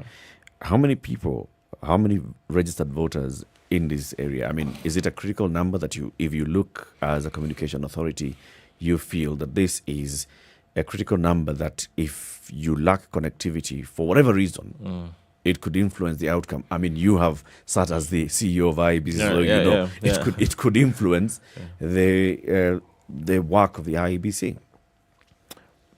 In terms of the actual numbers, of course, we need to get information from IEBC in terms of how many registered voters are in each of those polling stations. So IEBC is able to actually tell us. They're still working on their register, cleaning it up for certification. We'll be able to know. But our own observation usually is that though areas where we have difficult connectivity, usually the population is much, much lower. There are remote parts of the country, areas that are not easily accessible, and you might have a polling station with not more than 50 people, not more than 100 people. So that, to me, indicates that, the numbers might not be significant. And also, they're not concentrated in one area. Maybe you'll go to a particular region, a particular sub-location, you only have 2 polling stations. Yeah. And then you'll have to travel another 200 kilometers to get another one. So in between, you have still coverage. So it's really randomly spread in terms of location, hard to reach areas with low population. So I do not expect that a significant number of voters will be affected by challenges around connectivity, if any. I thought that IBC had said it was 11,000 polling stations that had connectivity problems, and you're saying it could be about 1,000. And you know how that resulted. It wasn't that votes were stolen in 2017, but rather it was on such a technicality. And I'd also like to underscore that every vote counts. It doesn't matter whether it's a polling station of 30 people. If I'm there in the middle of nowhere, my vote needs to be to matter and to be counted. And it comes back to the earlier issue I was raising around our mistrust and distrust of data management in this country. You were laughing when I talked about this super secret center somewhere in Ruiru that is supposed to be either a tallying or or a place where servers will be. As Kenyans, this cloak and dagger around management of data is what gives rise to suspicion, conspiracy theories, or things that will eventually be proven factual. So sometimes you wonder, isn't it, until we get this data management business under control, shouldn't we then just be manual? Because if IBC, I heard, so I could be wrong, I stand corrected, I heard it was 11,000. If you're saying it's 1,000, 1,000 is still 1,000 polling stations too many that don't have a way to transmit their results.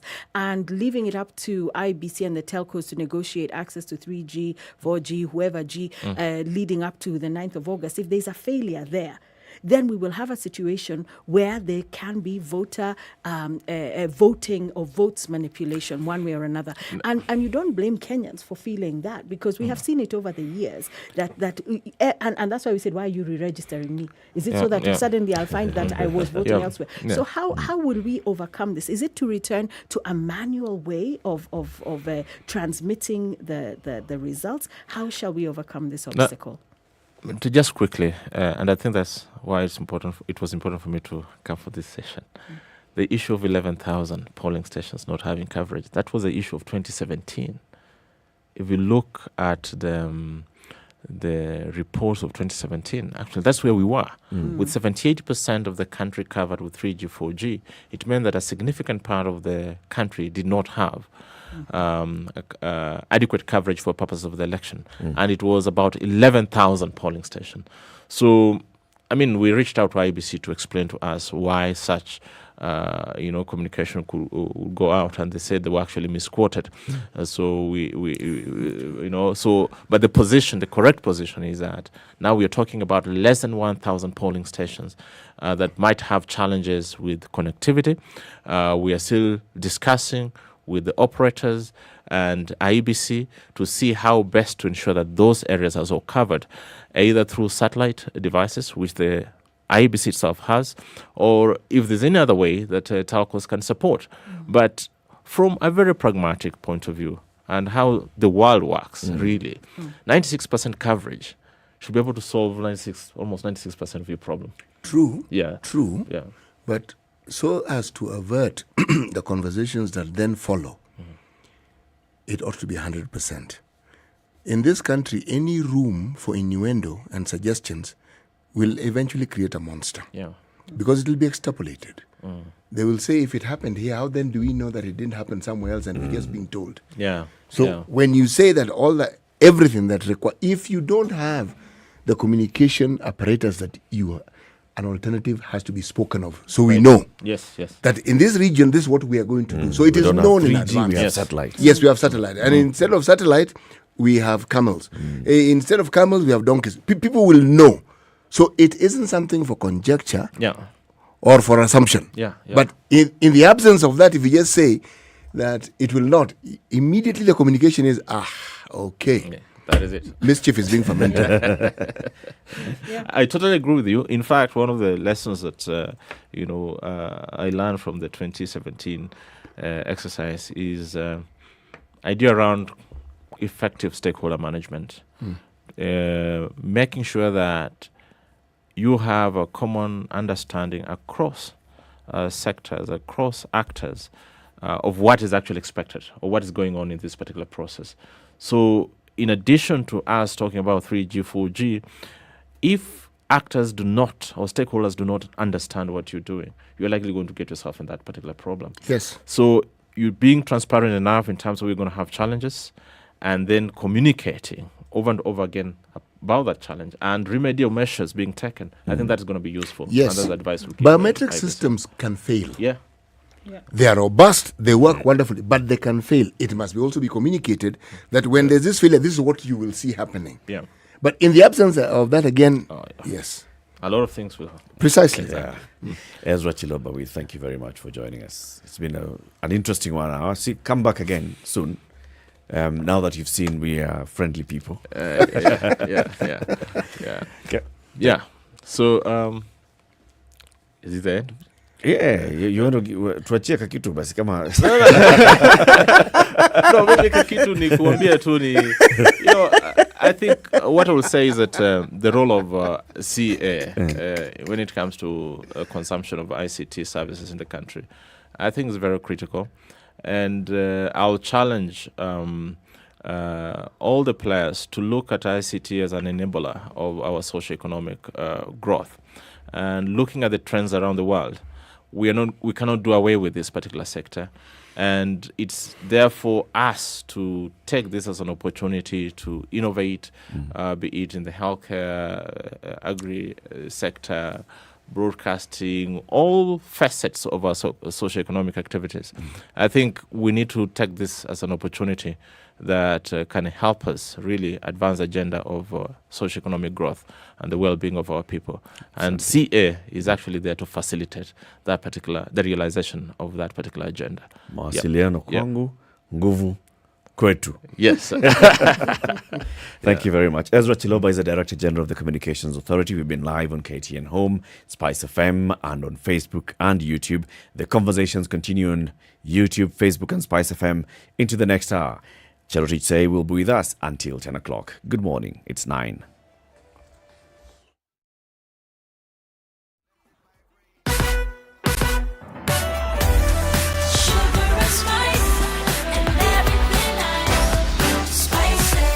Spice up your life.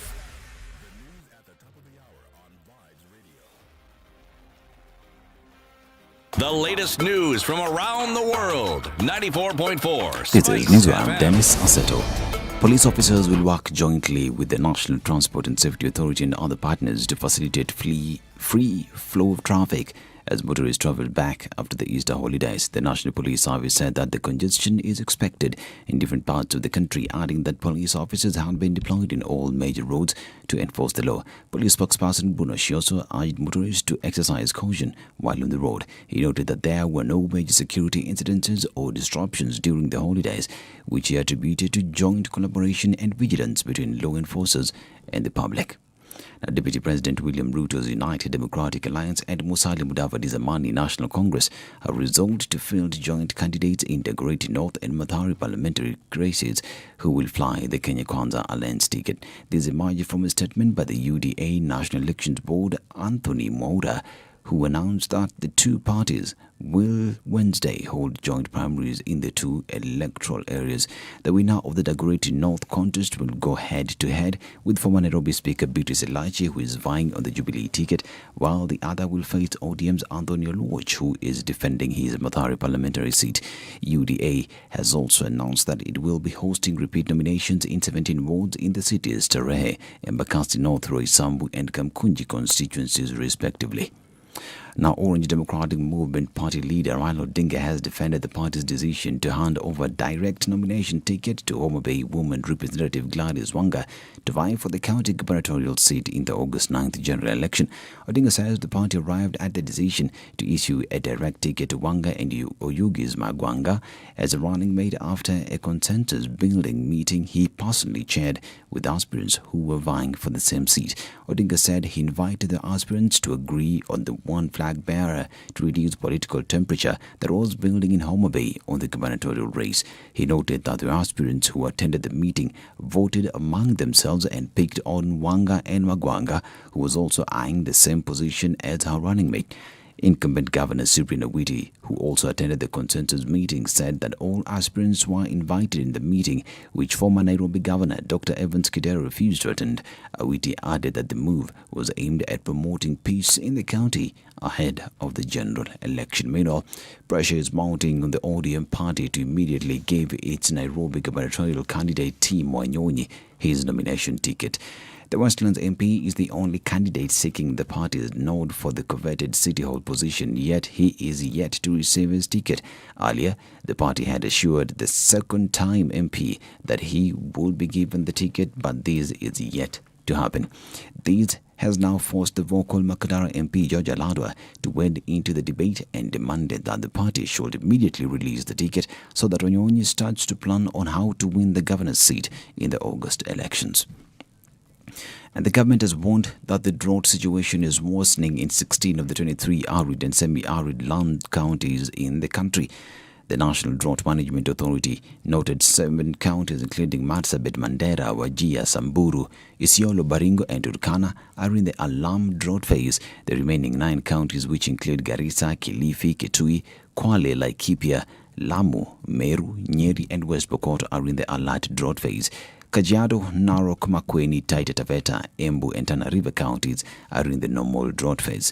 The NMDA says Wajir East and Mandera East are in need of humanitarian assistance. The worsening drought situation is attributed to the poor performance of the 2021 short rains, coupled with previous 2 failed consecutive seasons and late onset of the 2022 long rains.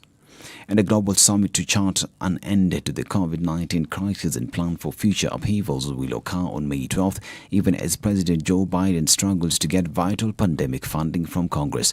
The virtual gathering will be co-chaired by the United States along with current G7 President Germany, G20 President Indonesia, African Union Chair Senegal, and Belize, the current chair of the CARICOM Caribbean grouping. This will be second global hurdle on the pandemic, which has killed more than 6 million people and triggered profound disruptions to leading economies and trading partners in the 2 years since it began to spread. And Manchester United forward Cristiano Ronaldo has announced that one of his newborn twins has passed away. Ronaldo and his partner Georgina Rodriguez said they were expecting twins at the end of October 2021. While confirming the birth of his baby girl, the 37-year-old said they had lost their baby boy. Our thoughts and prayers to the family. This is Newswire. I'm Dennis Assetto. Good morning.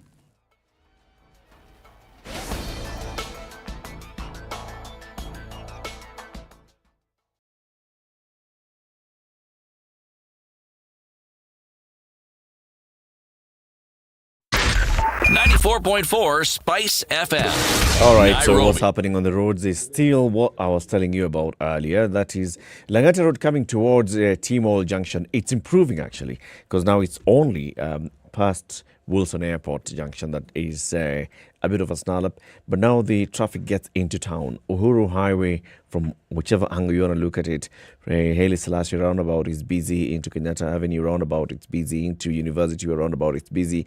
Thika Superhighway has improved. In fact, Kiambu Road is not looking bad at all. Jogoo Road is not looking bad at all. The bypasses are all looking very good, including Red Hill Road. You know, people call that Red Hill Road. That is bypass. Any road that was built recently is a bypass. The one that connects Ngong Road into Agwings Kothak Road, it goes bypass. Into, that's bypass. So they call it Ring Road. What? If it's an expressway going to Roni, bypass. Anything that is, it's bypass. All the bypasses are looking okay. But if you think, or if you experience something and you think we ought to tell everybody else about it, tag us on Twitter at SpiceFMKE.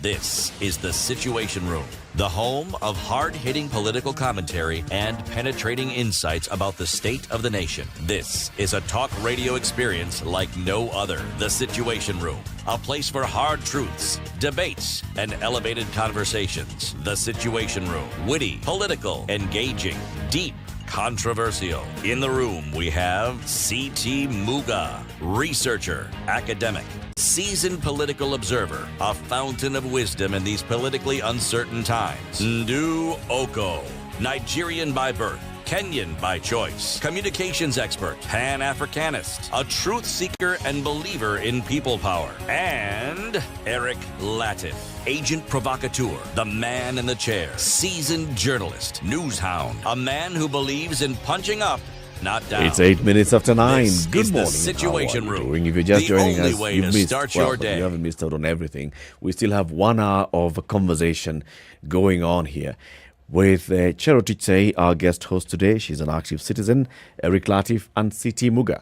Ndu is in West Africa. She's gone there to bring everything. So you wanted Pepe, Chero, right? I love Pepe. Okay. You know, I lived there for a while, so she better bring me So she's some bringing Pepe. all that. C.T. wanted a hat and that bokora of the chief. And a book of Proverbs. And a book of Proverbs. Not the one in the Bible, the other one that she's bringing for you. For someone who's not religious, she's really religious, isn't she? I grew up in the church. Absolutely. I just became more spiritual and less religious after Form 4, which is like 30 plus years ago. And I think I'm an even better Christian therefore today for that, for not being religious. Right. So that's why you'll always hear me making reference. Quoting the Bible. Yes, you always go not just to quoting default. it, quoting it accurately. Accurately. Properly. Yes. By verse and by all the way. So let's remind you before we hear today's city. Today's proverb. You said it correctly. Today's city. Today's city by proverb. Mm-hmm. About the work that is being done by Colgate and Well Boring, which is an UK NGO. They've been in 7 counties of Kisumu, Siaya, Kakamega, Migori, Kwale, Kitui and Homa Bay, and they've so far dug 90 wells at those schools over the last 4 years, with benefiting approximately 120,000 lives. Due to the ongoing severity of the water challenge across rural communities, Colgate aims to donate a further 30 water wells in 2022 to benefit thousands of pupils, their teachers, their families, their communities by creating access to clean drinking water. That is 30 water wells by the end of this calendar year. And how do we do that? How do we all participate in this? If you go to Naivas, any Naivas across the country, and you purchase a tub of Colgate, part of the proceeds from that will go into this initiative of sinking wells in 30 schools across the country. Good initiative. City, today's proverb. Indeed. There is no God like the stomach. We must sacrifice to it every day. There's no God like the stomach. They are gods and they are gods. This one reminds me, actually, I did poetry in primary school, and I went as far as the provincial level. And the poem was Bwana mkubwa ni tumbo. Bwana mkubwa ni tumbo. I can't remember what it was very well. That was good, man. Well, you've been waxing poetically for I was quite some rigged time. out. No. Ulianza mapema. But a man who started waxing poetic in primary school. I think I did less verse recital. Guess where I was in school? See, I was in debates. I was in school's debate. That's where I used to. And you're doing those. Ningependa wapinzani wangu wavuke sakafu. Kwa mwendo wa aste aste. Ati mwendo wa wajiunge nasi. aste aste. Hey. I need to go back and unleash that one. Chap chap. Yes. Chap chap. Wajiunge nasi. Kuunga ama kupinga mjadala huu. Kwa haki na dhati. Hey. Kumbe I wasn't that good. Oh, you were excellent. No, you were good. You were very good. The evidence is what we see now. Yes, you didn't become this good in a day. It started early. We've been at it. We've been active citizens since before we knew that you're active citizens. Yes. And the art of persuasion, you started a long time ago. Debating and telling people, see my point of view. So this morning, as we were having this conversation at 7, we talked about, the cost of living and asking ourselves, are we all in this position, in this situation? Are we all alive to what's happening in the country? Are we all alive and being active in what's happening in the country? And Chero, you're saying, sometimes you look back and you feel that people such as you, who are middle-class citizens of this country, have sort of taken a backseat. And it's like they're looking at, I'm dealing with this as long as I have this, I have a car, I'm able to pay rent, or I'm able to live this way or the other, I'm able to put up a front that my life is okay, then I will not engage further. But in very many cases, it's actually putting up a front. Everybody has a struggle. Everybody's waking up every morning with a struggle. You're wondering, what am I going to do to be able to sustain, to maintain this lifestyle? So what should we do? Well, first of all, I was told I'm poor. And I would like to agree with you, CT, because if you want to humbly accept, I want to humbly accept nimevuka sakafu, and to say that the reality is that if 2 or 3 of my family members were today hospitalized, that's it. I'm finished. Before you've even sold your 2-plot somewhere, or you've sold a car, or you've gone to Kopesha, or use your if you have a deed, a title deed to borrow money, you're finished. we really don't have the reserves. You remember we're talking about strategic reserves for oil. We don't have strategic reserves. So even this middle class, because of your zip code, you may find that you actually have less money than others who live in other locations of the city. But it is this feeling of, I've arrived, I better not complain. I better show everybody that I'm okay. The being not okay is a domain of the poor. And it's always been that separation, that stratification, this class division where when you've reached a certain, when you're driving a V6 or a V8, are there V10s? I don't know. 12. V12s. So by the time you're driving that, you don't have issues. But we do. And I think part of what my active citizenship is around, even though my springboard was and is energy justice and switch off KPLC, is to say we must all get to a point where we acknowledge that we are suffering. And if I'm okay today because I was able to have breakfast, I'm not okay really because there's X number of people who haven't had breakfast. And just looking at the papers again, and I guess I go back to my default humanitarian space and emergency response, and you're looking at, 640,000 pastoralists in the north, this place called the North, every year. We're not okay. Just because we're having our breakfast here does not mean that we're okay. So how do we get out of, Eric, that hypocrisy, that space of pretending? Because we've always been told, chin up, head above water, don't let them see you sweat, just struggle at the end of the month when you're down. Jikaze, your M-Pesa is down to 124 shillings. Phew, you've managed to get all your all the people who are looking for money from you off your back for the next 2 weeks, and then they'll be back. How do we recognize that we are also on this treadmill of poverty and that we need to start having conversations about these things? To be able to get to the point that you're referring to, one has to admit to some unsightly truth that most people don't want to. Most people who call themselves middle class actually think that they are rich, and they'd like to identify with the rich. And the identification process are the trinkets we surround ourselves with, whether it's a vehicle, whether it's the address where you live, whether it's where your children go to school, or all these things.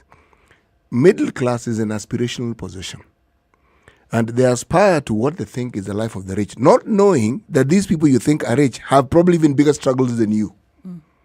That they also are just doing exactly what you're doing at a completely different level. So if I were to say I'm an active citizen and I'm fighting for this, it's to admit everything is not okay. People in that position don't want to admit that they are not okay. They do not want people to know that they are not okay. They want to give the impression that everything is okay. And yet everything is not okay. The reality is, as I said, at every level, everyone is struggling at every level. Now, it's just a question of what you consider to be the bare minimum that you have, or the bare minimum. If generationally, somebody can appear to be well-to-do, and one generation, no, forget, no, generation is too long. But for purpose of conversation, let's stick with generation. One generation later, they are back to being subsistent farmers, or they're back to being just simple peasants. What does that tell you? What did they actually have? Now, most of us are precisely there. The only comfort that many people have is you have an ancestral home, so to speak. You can't monetize it in most cases, but you have somewhere else you can run to. Now, the understanding of what it is that makes for real life, that gives it value beyond the shilling and what the shilling can get you. Now, this somewhere along the line we lost it. And the things we keep talking about with regards to our politics and regards to our corruption and impunity, it's because we lost it. And somehow we think that the accumulation of many things is what defines us. Now, if it defines you, then clearly you have a problem. And your problem is immense. Because you will accumulate it and then... You're stuck somewhere. Yes. Remember when we had Dr. Monica Juma here, and we're talking about security. And I asked the question... security, is it high walls? Is it barbed wire? Is it broken glass? Is it many askaris? I said, no. In my mind, it is my neighbors and all those around me having enough to sustain them. That's security. They don't have to think of jumping over the wall to come and so I don't even need the walls. Now, what we are fermenting with the situation we have in this country and with this negligence that the political leaders we've chosen have is we are the ones who are creating insecurity, not some outside forces. For someone to come and infiltrate our system, it means it's porous. Why is it porous? There are people within who allow them in. Why do they allow them in? Because they don't identify with whatever it is you keep talking about.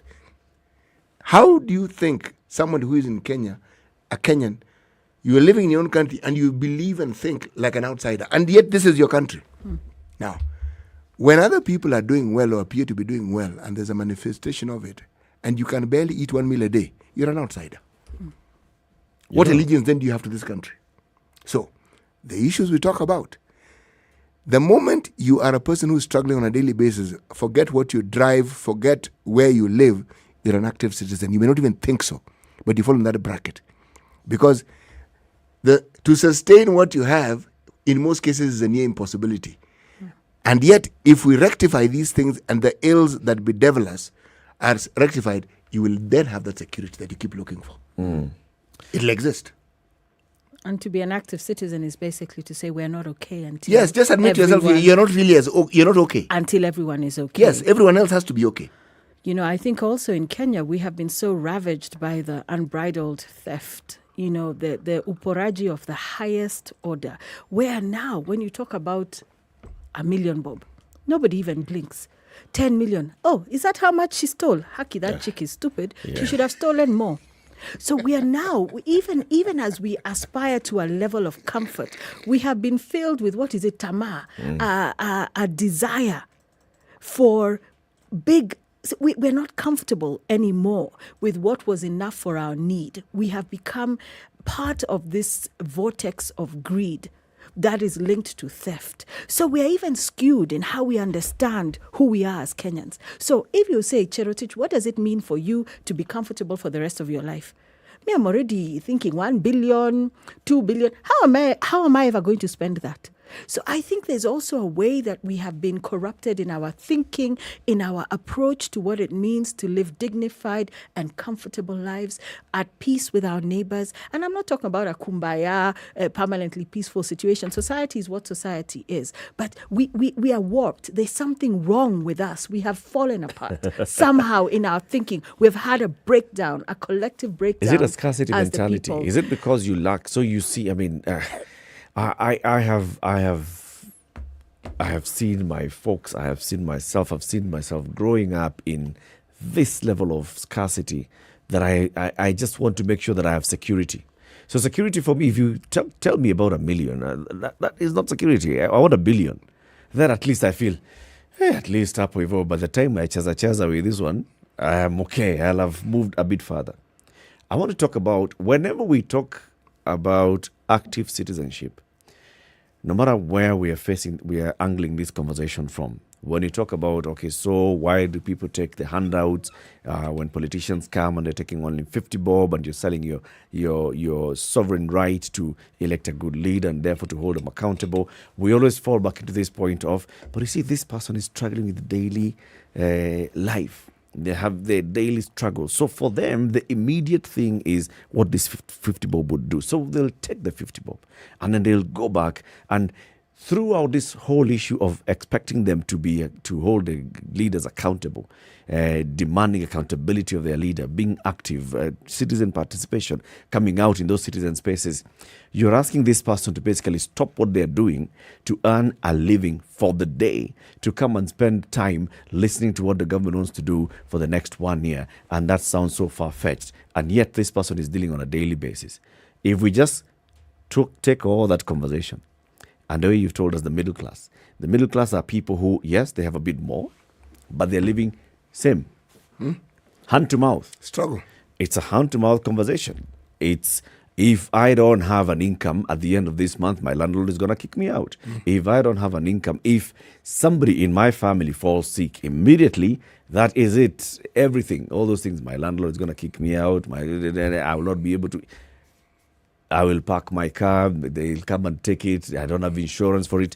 So there's no difference between this person that we are describing as poor, living in the lower parts of the country, or let's call them slums, and the person who is living in these other middle income parts of the city, let's call them the middle class places. No difference. So then, it's not that we are withdrawn. It's not that the middle class is withdrawn. It's not that the middle class is not active or aware or seeking to engage. It's that this person in the middle class is waking up the same way the person in the slum is waking up. I have got to find food for today. If I don't get up, if I don't get out, if I don't seek, I will not be able to maintain this lifestyle next month or tomorrow. So it's not that there's middle class. I want to put it here. It's not. I don't think the middle class are disengaged, or that the middle class don't care, they're occupied, or that the middle class, they're as occupied as everybody else. But I would say occupied, but have been lulled into a false sense of security over the years, that they can be engaged, but they have the luxury to disengage from time to time. When I listened to various stations interview people from around the country, this was leading up to the Supreme Court judgment and also the nominations that just took place last week. You know, you would say these are middle or lower middle class Kenyans or people who you call the hustlers or whatever. They have with such clarity and understanding of what is going wrong in this country. You may say they may not have PhDs to back them up, etc., but they know what's going on. Yep. I think the middle class needs to be reminded that luxury that they thought they inhabited, to engage but disengage. So you can engage over a drink, over a sundowner, then go home, turn on your DSTV that you paid for. In fact, let me just disabuse ourselves of the notion that we're exactly the same. Because, and you said, I'm poor, but I know at least my strategic reserves would mean that my kids have food for the next X number of weeks or months even. I might have to cut back on certain things and cut back to the bare minimum. But if you go to the lower classes, sometimes it is a question of what am I feeding my children tonight? So much as we are trying to make the broad argument that we are all sinking in this boat together or we swim together, I think we would be remiss if we equated. You know, it's not equivocal in that sense. Mm-hmm. It is actually a bit more nuanced, because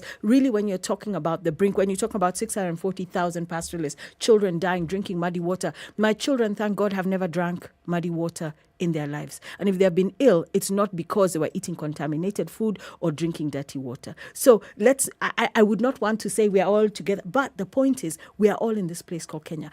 I think the problem is we are constantly bombarded with bad news upon bad news upon bad news. We have suffered from whiplash. We are constantly hearing about so-and-so is dying, this and this is happening, that exploded, crops have failed, the rains are not here. And we're bombarded and whiplashed with so much information that at the end of the day, we disengage. Because that's a coping mechanism. When you're telling me to watch Showmax, which I might subscribe because you've been extremely persuasive, you know, it's to disengage, to take a breath, to take a step back. We can't. But we do so because the problems are systemic and structural. It's the private sectorization of this country. It is the extractive nature of the business arrangements that our politicians have with international lenders or with countries with whom we have relationships, be it Russia, China, etc., the United States, the UK. So once you start digging into that and getting into the philosophy behind why we're still a colonized state as Kenya, people say, that is too much. But Gerald, let me ask you this question. You know, you kind of see that you at some point people just say, I don't want to be invested in that nature or that kind of thinking because I'm too busy trying to pay my rent this month. If you look at the social construct, which is what we're referring to, and ask yourself, if you're talking about those who economically are impoverished, genuinely, abysmally so, and you look at those who seem to have more than they know what to do with, who stands in the gap? Is this so-called middle class? Mm-hmm. Those who are abysmally poor aspire to be in the middle class. Those who are in the middle class aspire, as I said, and those who seem to have, why do they keep accumulating? They also have aspirations for being something else that they've heard, read about, and what have you. Okay? You own one helicopter and somebody else owns 5. You figure, if I own 5, then I'd be okay. Yeah. The point I was making, and you are right in the things that you say, is this, You see, what is it that makes someone think that this absolutely mind-boggling, reckless accumulation, which disregards everything else that is around you and the consequences of this accumulation, when you get to a point where it is okay, and in this country we've gotten to a point where it is okay, people don't really care so much that someone has stolen. When people start having conversations of, no, he shouldn't have taken everything, what exactly are you saying? It's okay to take some. Yes, it isn't okay to take anything that isn't yours. Correct. Absolutely not. But we are there. And you asked about the 10 bob, the 15 bob. Just this last week when we had nominations, you'll find crowds of people who are near a voting center, but they're not moving towards the center. Why? You ask the question and you talk to people, they were waiting to be paid to vote. That's what was happening. They're waiting, because they were told, if you gather in such a place, there'll be money to be given to you. So why would I not go to work? Why would I not go to work or to seek work? Why would I want to wait in a place so that I can be given? You see, when I talk about us being the same, it is not in terms of our economic standing. It's in terms of our thought process and in terms of our aspirations. So, your economic position, for most people, is temporary. You believe that something can, might, should happen, and your situation may actually change. Now, an active citizen has to disabuse themselves of this nonsense. Because we've left just the simple basic ethos of just working and working hard and accumulating it. This magic thinking of something is going to happen and there'll be a deal and suddenly you'll be very wealthy. It's been promulgated because we've seen it. We see it on a daily basis. Yeah, we have testimonies. Yeah. Right in front of us. Living testimonies. Yeah. Somebody who worked very hard, they studied, they sunk themselves in books in school. And they acquired that knowledge. They acquired the knowledge. They came out with A's. They went to university, honors. Added more. Yes. And they don't have. This person, maybe classmate of this one, also acquired A's, got the honors, but got into. They had a deal. And because of the deal, the guy is a billionaire. Yep. And this one is not. So what would make you think that this other person who also has A's, is sitting back with In fact, you forgot to add that they likely went to Alliance as well. So they had connections. And they You see the consequences of impunity that brings forth the corruption that we see. Among the things it denies people is opportunity. Because that opportunity to do what you can with what you have, when it's taken away from you, it doesn't really matter how well educated you are and what you... Somehow, you will reach a tipping point and you want to go beyond it. Because to go beyond it, then you need to be a different kind of person. And you remember CT well. You might remember. I don't remember. I was probably just born around then. So Please, I'm admitting I was that alive then. That so you were alive, ask, but yes. you were alive then. For just sure. ask the question nonetheless. So you know when I talked about some of these systemic foundational problems. Yes. What year was it when civil servants were permitted to start doing business? With the whole argument being that, we are all trying to come up together. Now, if you curtail the ability of a civil servant to land a contract here and there, how shall we come up? Now, that would have been my parents' generation of beneficiaries if they were civil servants. And my father was in the military, so you could argue that he was working for the government.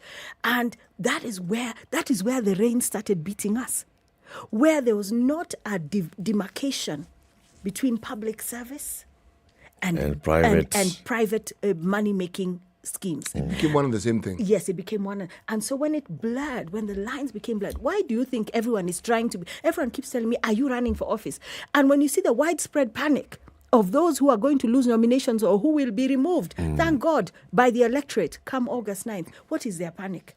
House loan, vehicle to contracts, brown envelopes, sijui this whole space of privilege where the lines were blurred, where we as taxpayers pay their salary every month, insurance, granted they have to dish out a lot back to their constituents. Then you ask why they actually don't have to. They don't have to, but the question is why do they find themselves doing that? Yes. They do. So I don't even feel sorry for them in that regard. Let them keep paying because they are not supposed why to. Do you feel sorry for them? But the point I was trying to make, I digress. rest. I went into a bit of a tangent. I think the whole point here is people are panicking about leaving public service because that's the only place where you can make money. It's the only place where you are assured of maintaining a certain lifestyle. And not just $1 million, Bob, or 5 million, but deals of 20M, 100M, $1 billion. Until now, Eric, you're saying that you'd be happy with a B. 20 years ago, would you have been saying that? Likely not. Surely. And I think today where I sit, I will never own what my parents or what their version of success was in those days. We can never be there unless we start doing deals. But you know something? Because they did, theirs was still a bootstrap kind of dynamic. You've gone into history. I want us to take a break. But why don't we take a break? And then we go into the break, into the history. Yes. It's 26 minutes to 10. This is Kenya's biggest conversation, The Situation Room, and we are convincing Chero today to go out there and subscribe to Showmax. Start with 760. That's just the basic one. Okay, you have convinced me. Sarah Hassan, I'll be watching you. Yeah, but you watch Sarah Hassan, you watch the Crime and Justice season 2 is out and it's showing on Showmax. Beautiful show, very good production, by the way. When you talk about investment being put into it, in terms of talent, in terms of the money, in terms of time being taken and writing a script, this one, it fits the bill. Time for us to take that break and take a look at the traffic and the weather, and then also hear the business news before we continue the conversation, where we'll want to hear from you on 0719012600. Is Kenya's middle class disengaged from governance? Is Kenya's middle class disengaged from governance? That's the conversation that we're having this hour. Good morning.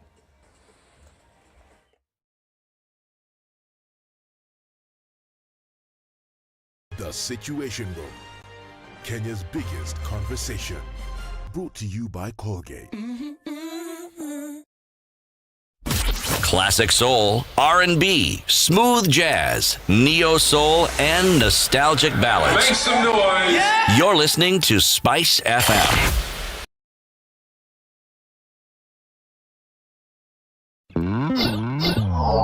The only way to live your best life is to create a balance between work, love, and play. Smoking shisha and releasing things on your smoke like a Subaru. Right. You understand what I'm saying? Yes. And you want God to give you a man who has a mission and a vision. You may create an illusion of because he's younger, he's interested in me or he likes me, but he's using me. Text the word adult to 22840 to get the latest clips from Adults in the Room directly to your mobile phone. SMS adults to 22840. The Adults in the Room.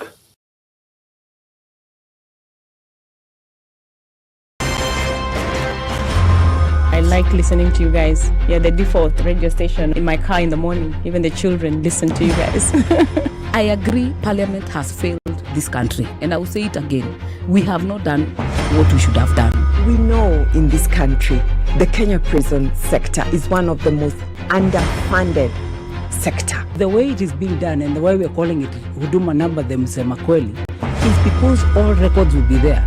You know, there are people who are now billionaires with no history as to how they got all these assets. Yes. Anything that the president does that is not in accord with the constitution is an illegal act. You know, he shouldn't be doing it and should be sitting here and trying to sort of guise it up. So, I'm telling you, it's going to be a cloudy day today in Nairobi. Highs of 25 and lows of 16. It will rain in some parts. If it was Ndu who would be telling you this, should actually tell you at 3:26 it'll start raining in some parts of Nairobi. In Mombasa, rain showers today at 32 highs and lows of 25. Malindi, rain showers as well, 32 highs, lows of 26. Nakuru, partly sunny, highs of 26 and lows of 15. Kisumu, mostly cloudy day at 29 and lows of 19. Kakamega, highs 26 highs and lows of 14 on a cloudy day. Cloudy as well in Eldoret, highs of 30 and lows of 16. Dar es Salaam is a sunny day, highs of 32 and lows of 25. Kampala, rain showers at 27 and lows of 19. Kinshasa, partly sunny, highs of 31, lows of 24. Johannesburg, mostly cloudy day, highs of 17 and lows of 8. Lagos, cloudy day at 32, lows of 25. Beijing, 28 is the high and low of 10. London, sunny day at 15 and lows of 8.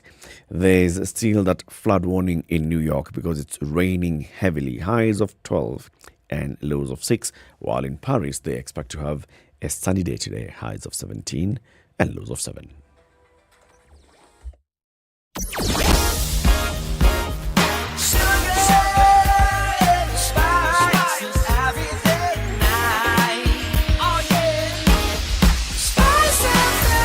spice up your life.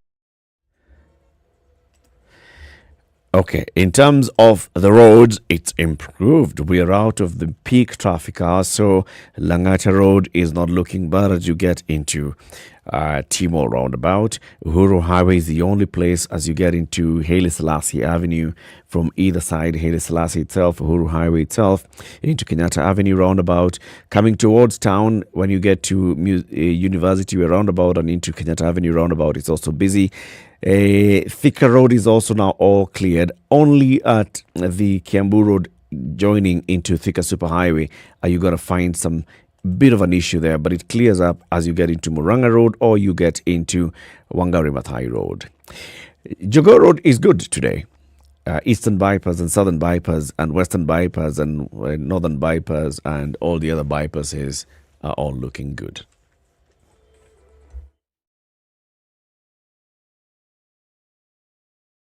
Business news on SpiceFM. Good morning, I am Winfrey Owino. Egypt's listed auto dealer plans to establish a joint venture to assemble and distribute passenger vehicles in Kenya. The entity, which is known as GB Auto, made the announcement following a board meeting in a regulatory filing to the Egyptian exchange. The firm deals in cars, buses, lorries and motorcycles. It says its board of directors approved the participation in the establishment of a company in Kenya under the name GB Automotive for car trade and manufacturing. The company also manufactures, assembles, imports and distributes vehicles for Hyundai, Bajaj, Mitsubishi and Volvo. Moving on, Stanbic Bank Kenya and the Kenya National Chamber of Commerce and Industry have signed a partnership to provide financial and non-financial support to micro, small and medium enterprises that are members of the chamber. The memorandum of understanding between the two entities was signed at the Busia Youth Polytechnic ground on the sidelines of the Lake Region Economic Bloc Private Sector Forum. Florence Wanja, who is the head of business and commercial clients at Stanbic Bank Kenya, noted that the partnership agreement plays an important role in reinforcing the bank's commitment to empowering MSMEs in the region and across the country. Elsewhere, Equity Bank is expected to dispose of Tuskys Imara property on May 6th this year. The auction will be done by Antique Auctions in Nairobi. The auctioneering house has put out a notice on the upcoming sale in local dailies following the clearance of the auction by the courts earlier this year. The retailer had tried to stop the auction, citing the need to preserve assets for the interest of creditors involved in the petition. However, the courts ruled that the auction could go on as Equity was not part of the litigation. The auction relates to the default of a 650 million shillings loan advanced to the retailer in 2014. The auction of the 5-story commercial building at the heart of the city centre is likely to see Tuskys lose yet another branch as the attrition of its network speeds up. Finally, the state raises less than 60% of its rent income potential to 1.5 billion shillings every year due to poor inventory keeping, Auditor General Nancy Gathugo has said. She now calls for digitization of government estate management records for its 56,892 houses spread across the country. The houses, spread across 47 counties and categorized as institutional, police and pool, have the potential to earn the government 127 million shillings in monthly rental income. Well, that's it for Spice Business. My name is Winfrey Owino. Enjoy your day. Business news, keeping you up to date on all your money matters. Welcome to Spice FM, the best exclusive radio station bringing you the best mix of the best music ever.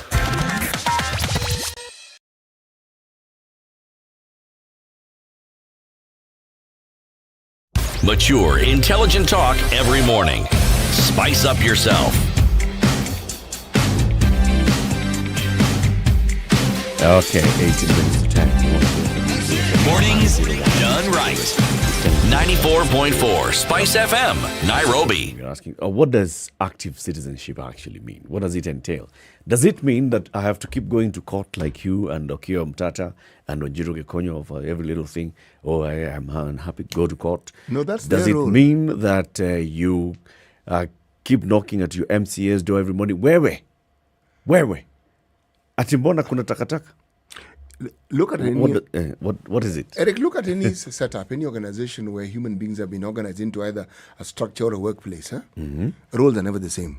There are groups of people who may share roles, but these diversity of roles provide for the functioning of this particular entity. Mm-hmm. There are those who are inclined towards going to court. They are good at it. There are those who are good at organizing demonstrations. They are good at it. Mm-hmm. There are those who are good at providing the information, the details that you require to be able to go to court. You'll never see them in court, but they will do the research and the background for you. What am I getting at? I'm getting at something as simple as this. Anyone can be an active citizen at whatever level you are at. The things that you consider important to you at your level. If what we're looking for is safe drinking water, then I'm going to focus our energies on ensuring that we get it. If it's at a county level, then it means I need to petition the governor, petition the whatever. I can't. If I go by myself, I will never get beyond even the gate of the headquarters. But if I engage our MCA and I engage groups of people with the time, that matter will be taken seriously. All I'm saying is, what you need to be able to be an active citizen is something you already have.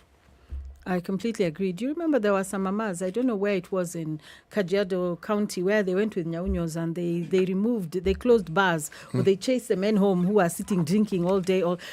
Active citizenship means you see a problem and you take action at whatever level, not really even knowing how it's going to peleka you, but you still do what you can do. And you start speaking about it. You see, for many years working for the UN system and international organizations, I was bound to the corporate ethos of the organizations that I worked for. So I could be as active as I wanted to be within the framework of my organization, but not to wake up and start talking about stima or talking about this. So what happened was 4 or 5 years ago when I had been self-employed already for a little while. I said, wait a minute, I have a mouth, a pretty big one. And you said I'm an evangelist and we have issues that we want to deal with. So let's start talking. And you find what your strong points are. I'm tenacious, if anything. That's what I am. I don't let go. Switch off KPLC. By now, would have let it go zamani. I don't succumb. And so you find where your strength lies in terms of your advocacy, your active citizenship, and you exploit it to the maximum.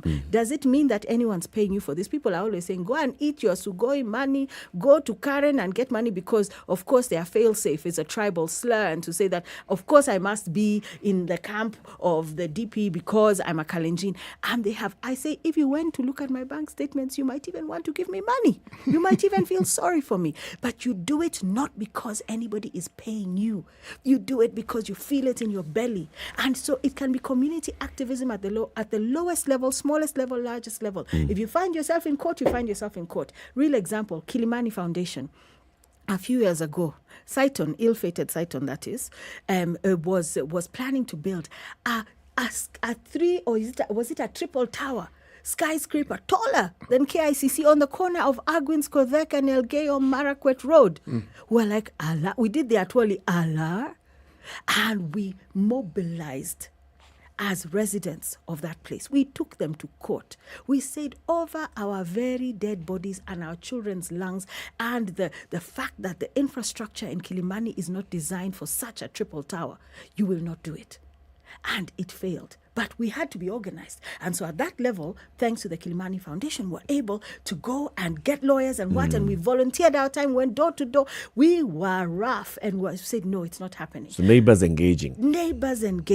And you can say, oh, that is now the luxury you have as middle class, whatever. No, it doesn't matter where you are. And people always say, oh, Chero, you do what you do. I say, I'm just a normal mom. I'm a businesswoman. I wake up in the morning. I cook for my family. There's nothing extraordinary about being an active citizen.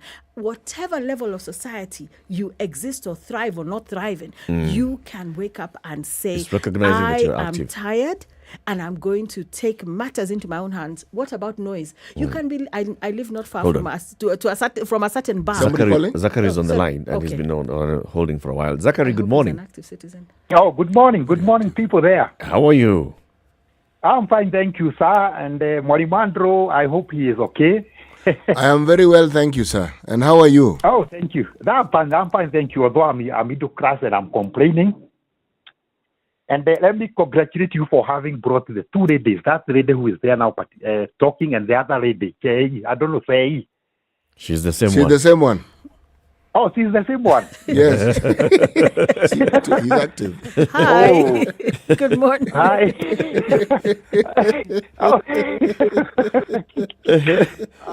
Say congratulations. Although I don't know where you are going to go because you have told us that your dad used to be a military man. So you be prepared. When you go home, he is going to give you some kicks and tell you why are you talking? But you are good. You are good, and you are. That is my number one fan. Zachary. Okay. Yeah. Do you think the middle class in Kenya is disengaged? Let me tell you this, Mr. Eric. Yeah. There before this crop of what leaders we have came, the middle class never used to be engaged in whatever conversation we are having. And like now, when these leaders came and they took everything, they took everyone's savings and whatever. Now they wanted to take our hair, our flesh, our shoes, our nails, everything. Yeah. The middle class is now getting engaged. And let me tell you this, Mr. Eric. Yeah. Yes. And the panel there, the very high-rated panel there, Mr. Mwalimu Adro and our lady there. If you walk around town everywhere, you'll see so many beautiful women with buckets trying to sell fruits, and we are now calling it the bucket economy. First of all, you have to ask yourself, this beautiful lady has been walking and they have not gotten a single man telling him, can you put whatever you have and come and be my wife or be my mistress? It shows that everyone is now getting poor. And let me tell you this, when you have got these high taxes, the high prices, the fertilizers are going up, and Mwandro, there is a very good point that I do not need these high walls and whatever. This paraphernalia that talks of my security. If my neighbor is comfortable, he has eaten, he is able to take his child to school, providing the basic life needs, I do not need to worry. But then what is happening? So to answer your question is, I tell you that I interact with mostly with the so-called middle class people. Yeah? Today, if you go to any one of them, they are telling you of hardships. They are telling you of how I've got this loan, I've got this person who I owe, and he is disturbing me. Some of them are not even answering to phones, yeah? So it shows that the reality is now coming to them. Let me tell you... So what do they need to do? What they after need to after the reality dawns? Is actually to join a person like Sei there. Sei, who is saying that, I would want to have a newspaper every day. In fact, all the days, but I can't. These people are hiding in, they are pretentious, but the reality has come and they cannot pay their bills. So we should ask ourselves, yes, I am working, I work as I used to, but now I cannot be able to support myself, neither my family, neither my immediate family members, So we should ask all ourselves, join hands and ask, why is this? Why is this? Okay. And can I say a point very quickly, Mr. Eric? Okay. If you go back to Gatodo South, there are some people who cannot even speak the basic English like I'm talking now, I'm doing now, And these people, if you were to use meritocracy, in fact, I would be doing some better than them. But because they are connected, they are well connected. Let me tell you, they have both chance of rad. They are moving around with so many big cars, fat cars. Why is this? Why are we not actually meriting that lady who is Sei? And we merit another character just because he can be able to go and speak about my party that actually is doing people. And this idea of security coming to consensus is a way of continuing. This guy can, speak for our interests even if we are not there. So we are being denied the chance to elect people like Mwalimu, Sei, Eric, and others with who consensus. Are in touch with us. Thank you. Thank you, Zachary. Keep the conversation going. Good day. 0719-012-600. Is Kenya's middle class disengaged? Eric, consider rural communities, and how they organize themselves. if you're thinking of the Harambee spirit and what it is that people did with it, that's active citizenship. Yep. What people are doing with it. Yes. I just decided to go back into history and said what they're doing. What they're still doing with it. You see, it's not something that people don't understand. They do. Yep. Why is it, do you think, for instance, that even when we look at our electoral processes, why do you think would-be politicians and politicians understand that there are certain individuals you need to speak to in order to have certain things happening? It's because they know full well. Is it the influencers? Yes, they are.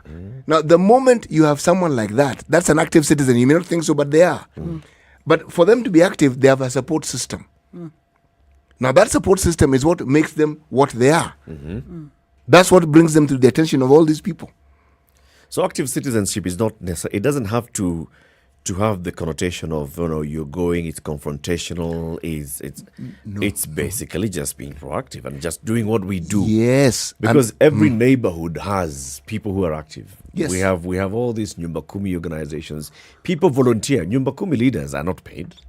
People volunteer, and every neighborhood has, whether it's a residents association, people who know that this is the chairman of our estate, this is the chairman of our neighborhood. They're the ones who take care of all the service charge that we pay, to pay the security, to do this and the other. Those are volunteers. And they're active citizens. And they're active yes, citizens. Yes, they are. And the people who are contributing month on month, even without sitting in the committee, are active. Do you know, it's also such community estate groups that came together during COVID to also raise money for their staff who are out of work. As a collective, and said, we are not having people come to work. People are struggling. The other breadwinner has lost his or her job somewhere else. Let us assist. And I think I also use the term active citizen too, so that there's not a conflation between activist and active citizen. Because I think over the years, all the negativity of Sijui evil society, or the idea that if you're an activist, you're on somebody's payroll, it's part of some NGO somewhere, this and that and the other, made people say, "Hiyo ni kazi ya those people. Let the activists do it." Or you choose. Tear gas. Yes. If you're not tear gas, you're not an activist. Then you're not an activist. So I wanted to say, actually, yes, and I'm also an activist, by the way, not that I'm not in any NGO or anybody's payroll, but I think to say active citizen is to broaden the scope of what you can do where you are in your capacity. It's not everybody's a lot in life to eat tear gas. But we all know if push came to shove one day, active citizenship can create a critical mass one day that will transform or bring to an abrupt halt what is happening. When you see people losing in nominations, etc., that is the active. People are finally asking questions. Huyu mtu alifanyia nini? Ama it was catwalk for the whole time that they were in parliament or in the county assembly, wherever they were. This person is not coming back. And I applaud them, because then you begin to connect your taxpayers' shillingis, paying somebody's salary who is doing nothing but benchmarking all over the world for 5 years, and then come back to you with some few presents to say, vote for me, August the 9th is coming. So active citizenship is saying, no, actually we demand accountability. You take responsibility and be accountable for what we put you in office to do. And that I love. Let's get people in that zone and vote the right people in the power and the wrong of people active out. Citizenship is underestimated, because you see it every day, but you don't see it as active citizenship. Look at a gentleman whose name you mentioned, Atuoli. What is he? Head of what? KOTU. The man is a trade unionist. He's been in one for decades. He didn't get to where he is in a day. But he seems to understand how it is. He needs to go about his business and what he needs to do to stay in that position. Because if he wasn't head of KOTU, what would he be? It's not clear. Precisely. But head of KOTU means he's head of all the workers in this country, my friend. It is an extremely powerful position. You can't get more active than that. Bring it down to shop stewards and the local people who are in unions and what have you. When I say it is part and parcel of our everyday lives, it is. It is. You enter an establishment like, say, a restaurant. Those people belong to a union. What do you think the union does for them? They represent them. What do you think representation is? We simply don't know how to sometimes translate it into what would affect our lives on a daily basis. Because again, my view is that Kenyans long understood that they have to live despite and in spite of their government, and they have to get along. So they will find ways and means of doing precisely that. the idea of saying, just raising your voice, nothing more, and saying, folks, every year when you have Labor Day and you tell us there's a 15% increase, what you're doing is just increasing inflation. You're not helping us. No, you get less. They give you more money, but you're buying less with that more money. So wouldn't it be better if productivity was increased so that we have a lot more? And so because of the laws of supply and demand, when that supply is that plentiful, then my shilling will be able to bring me a lot more. Now, those are questions that one can ask. But the question of asking and seeking seeking responses from authority is something we have a problem with. Yeah. Yeah. We've got all to basically just sit back and say, all right, I will just not sitasimama maovu yaki. Hey, we need Giuliani here. When was the last time you had Giuliani here? I'm lobbying for him here. He needs to come. Yeah. He needs to come. That's one of the active citizens that we have in the country. Thank you, Chero, for joining us today. Thank you. It's been a long time. I've missed you guys. It's been good to be with all of you and the listeners out there. Kabisa. Yes. You'll be back soon. So if you go to Naivas today and buy Colgate, 10 bob out of whatever you purchase will go towards sinking 30 wells by the end of this calendar year to support communities in rural Kenya who have no access to drinking water. 30 wells, this is an initiative by Colgate and Well Boring, a UK NGO, encouraged to do that. CT, the day's proverb again was what? There is no God like the stomach. We must sacrifice to it every day.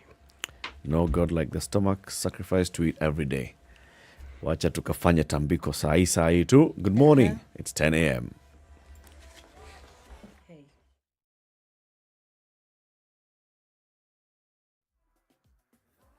The latest news from around the world. 94.4 Spice FM.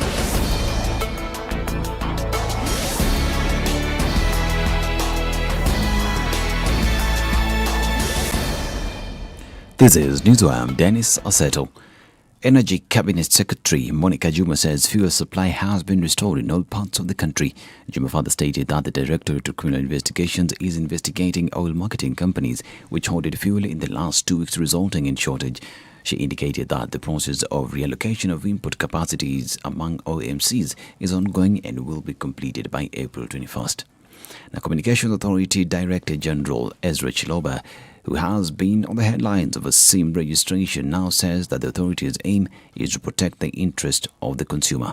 In an interview with SpiceFM, Chiloba said that within 6 months of the extended period of SIM card registration, the authority shall be undertaking a monthly review of compliance levels by operators. On election preparedness, he said CA will be involved by way of supporting by coordinating mobile operators to offer quality connectivity, media monitoring to ensure compliance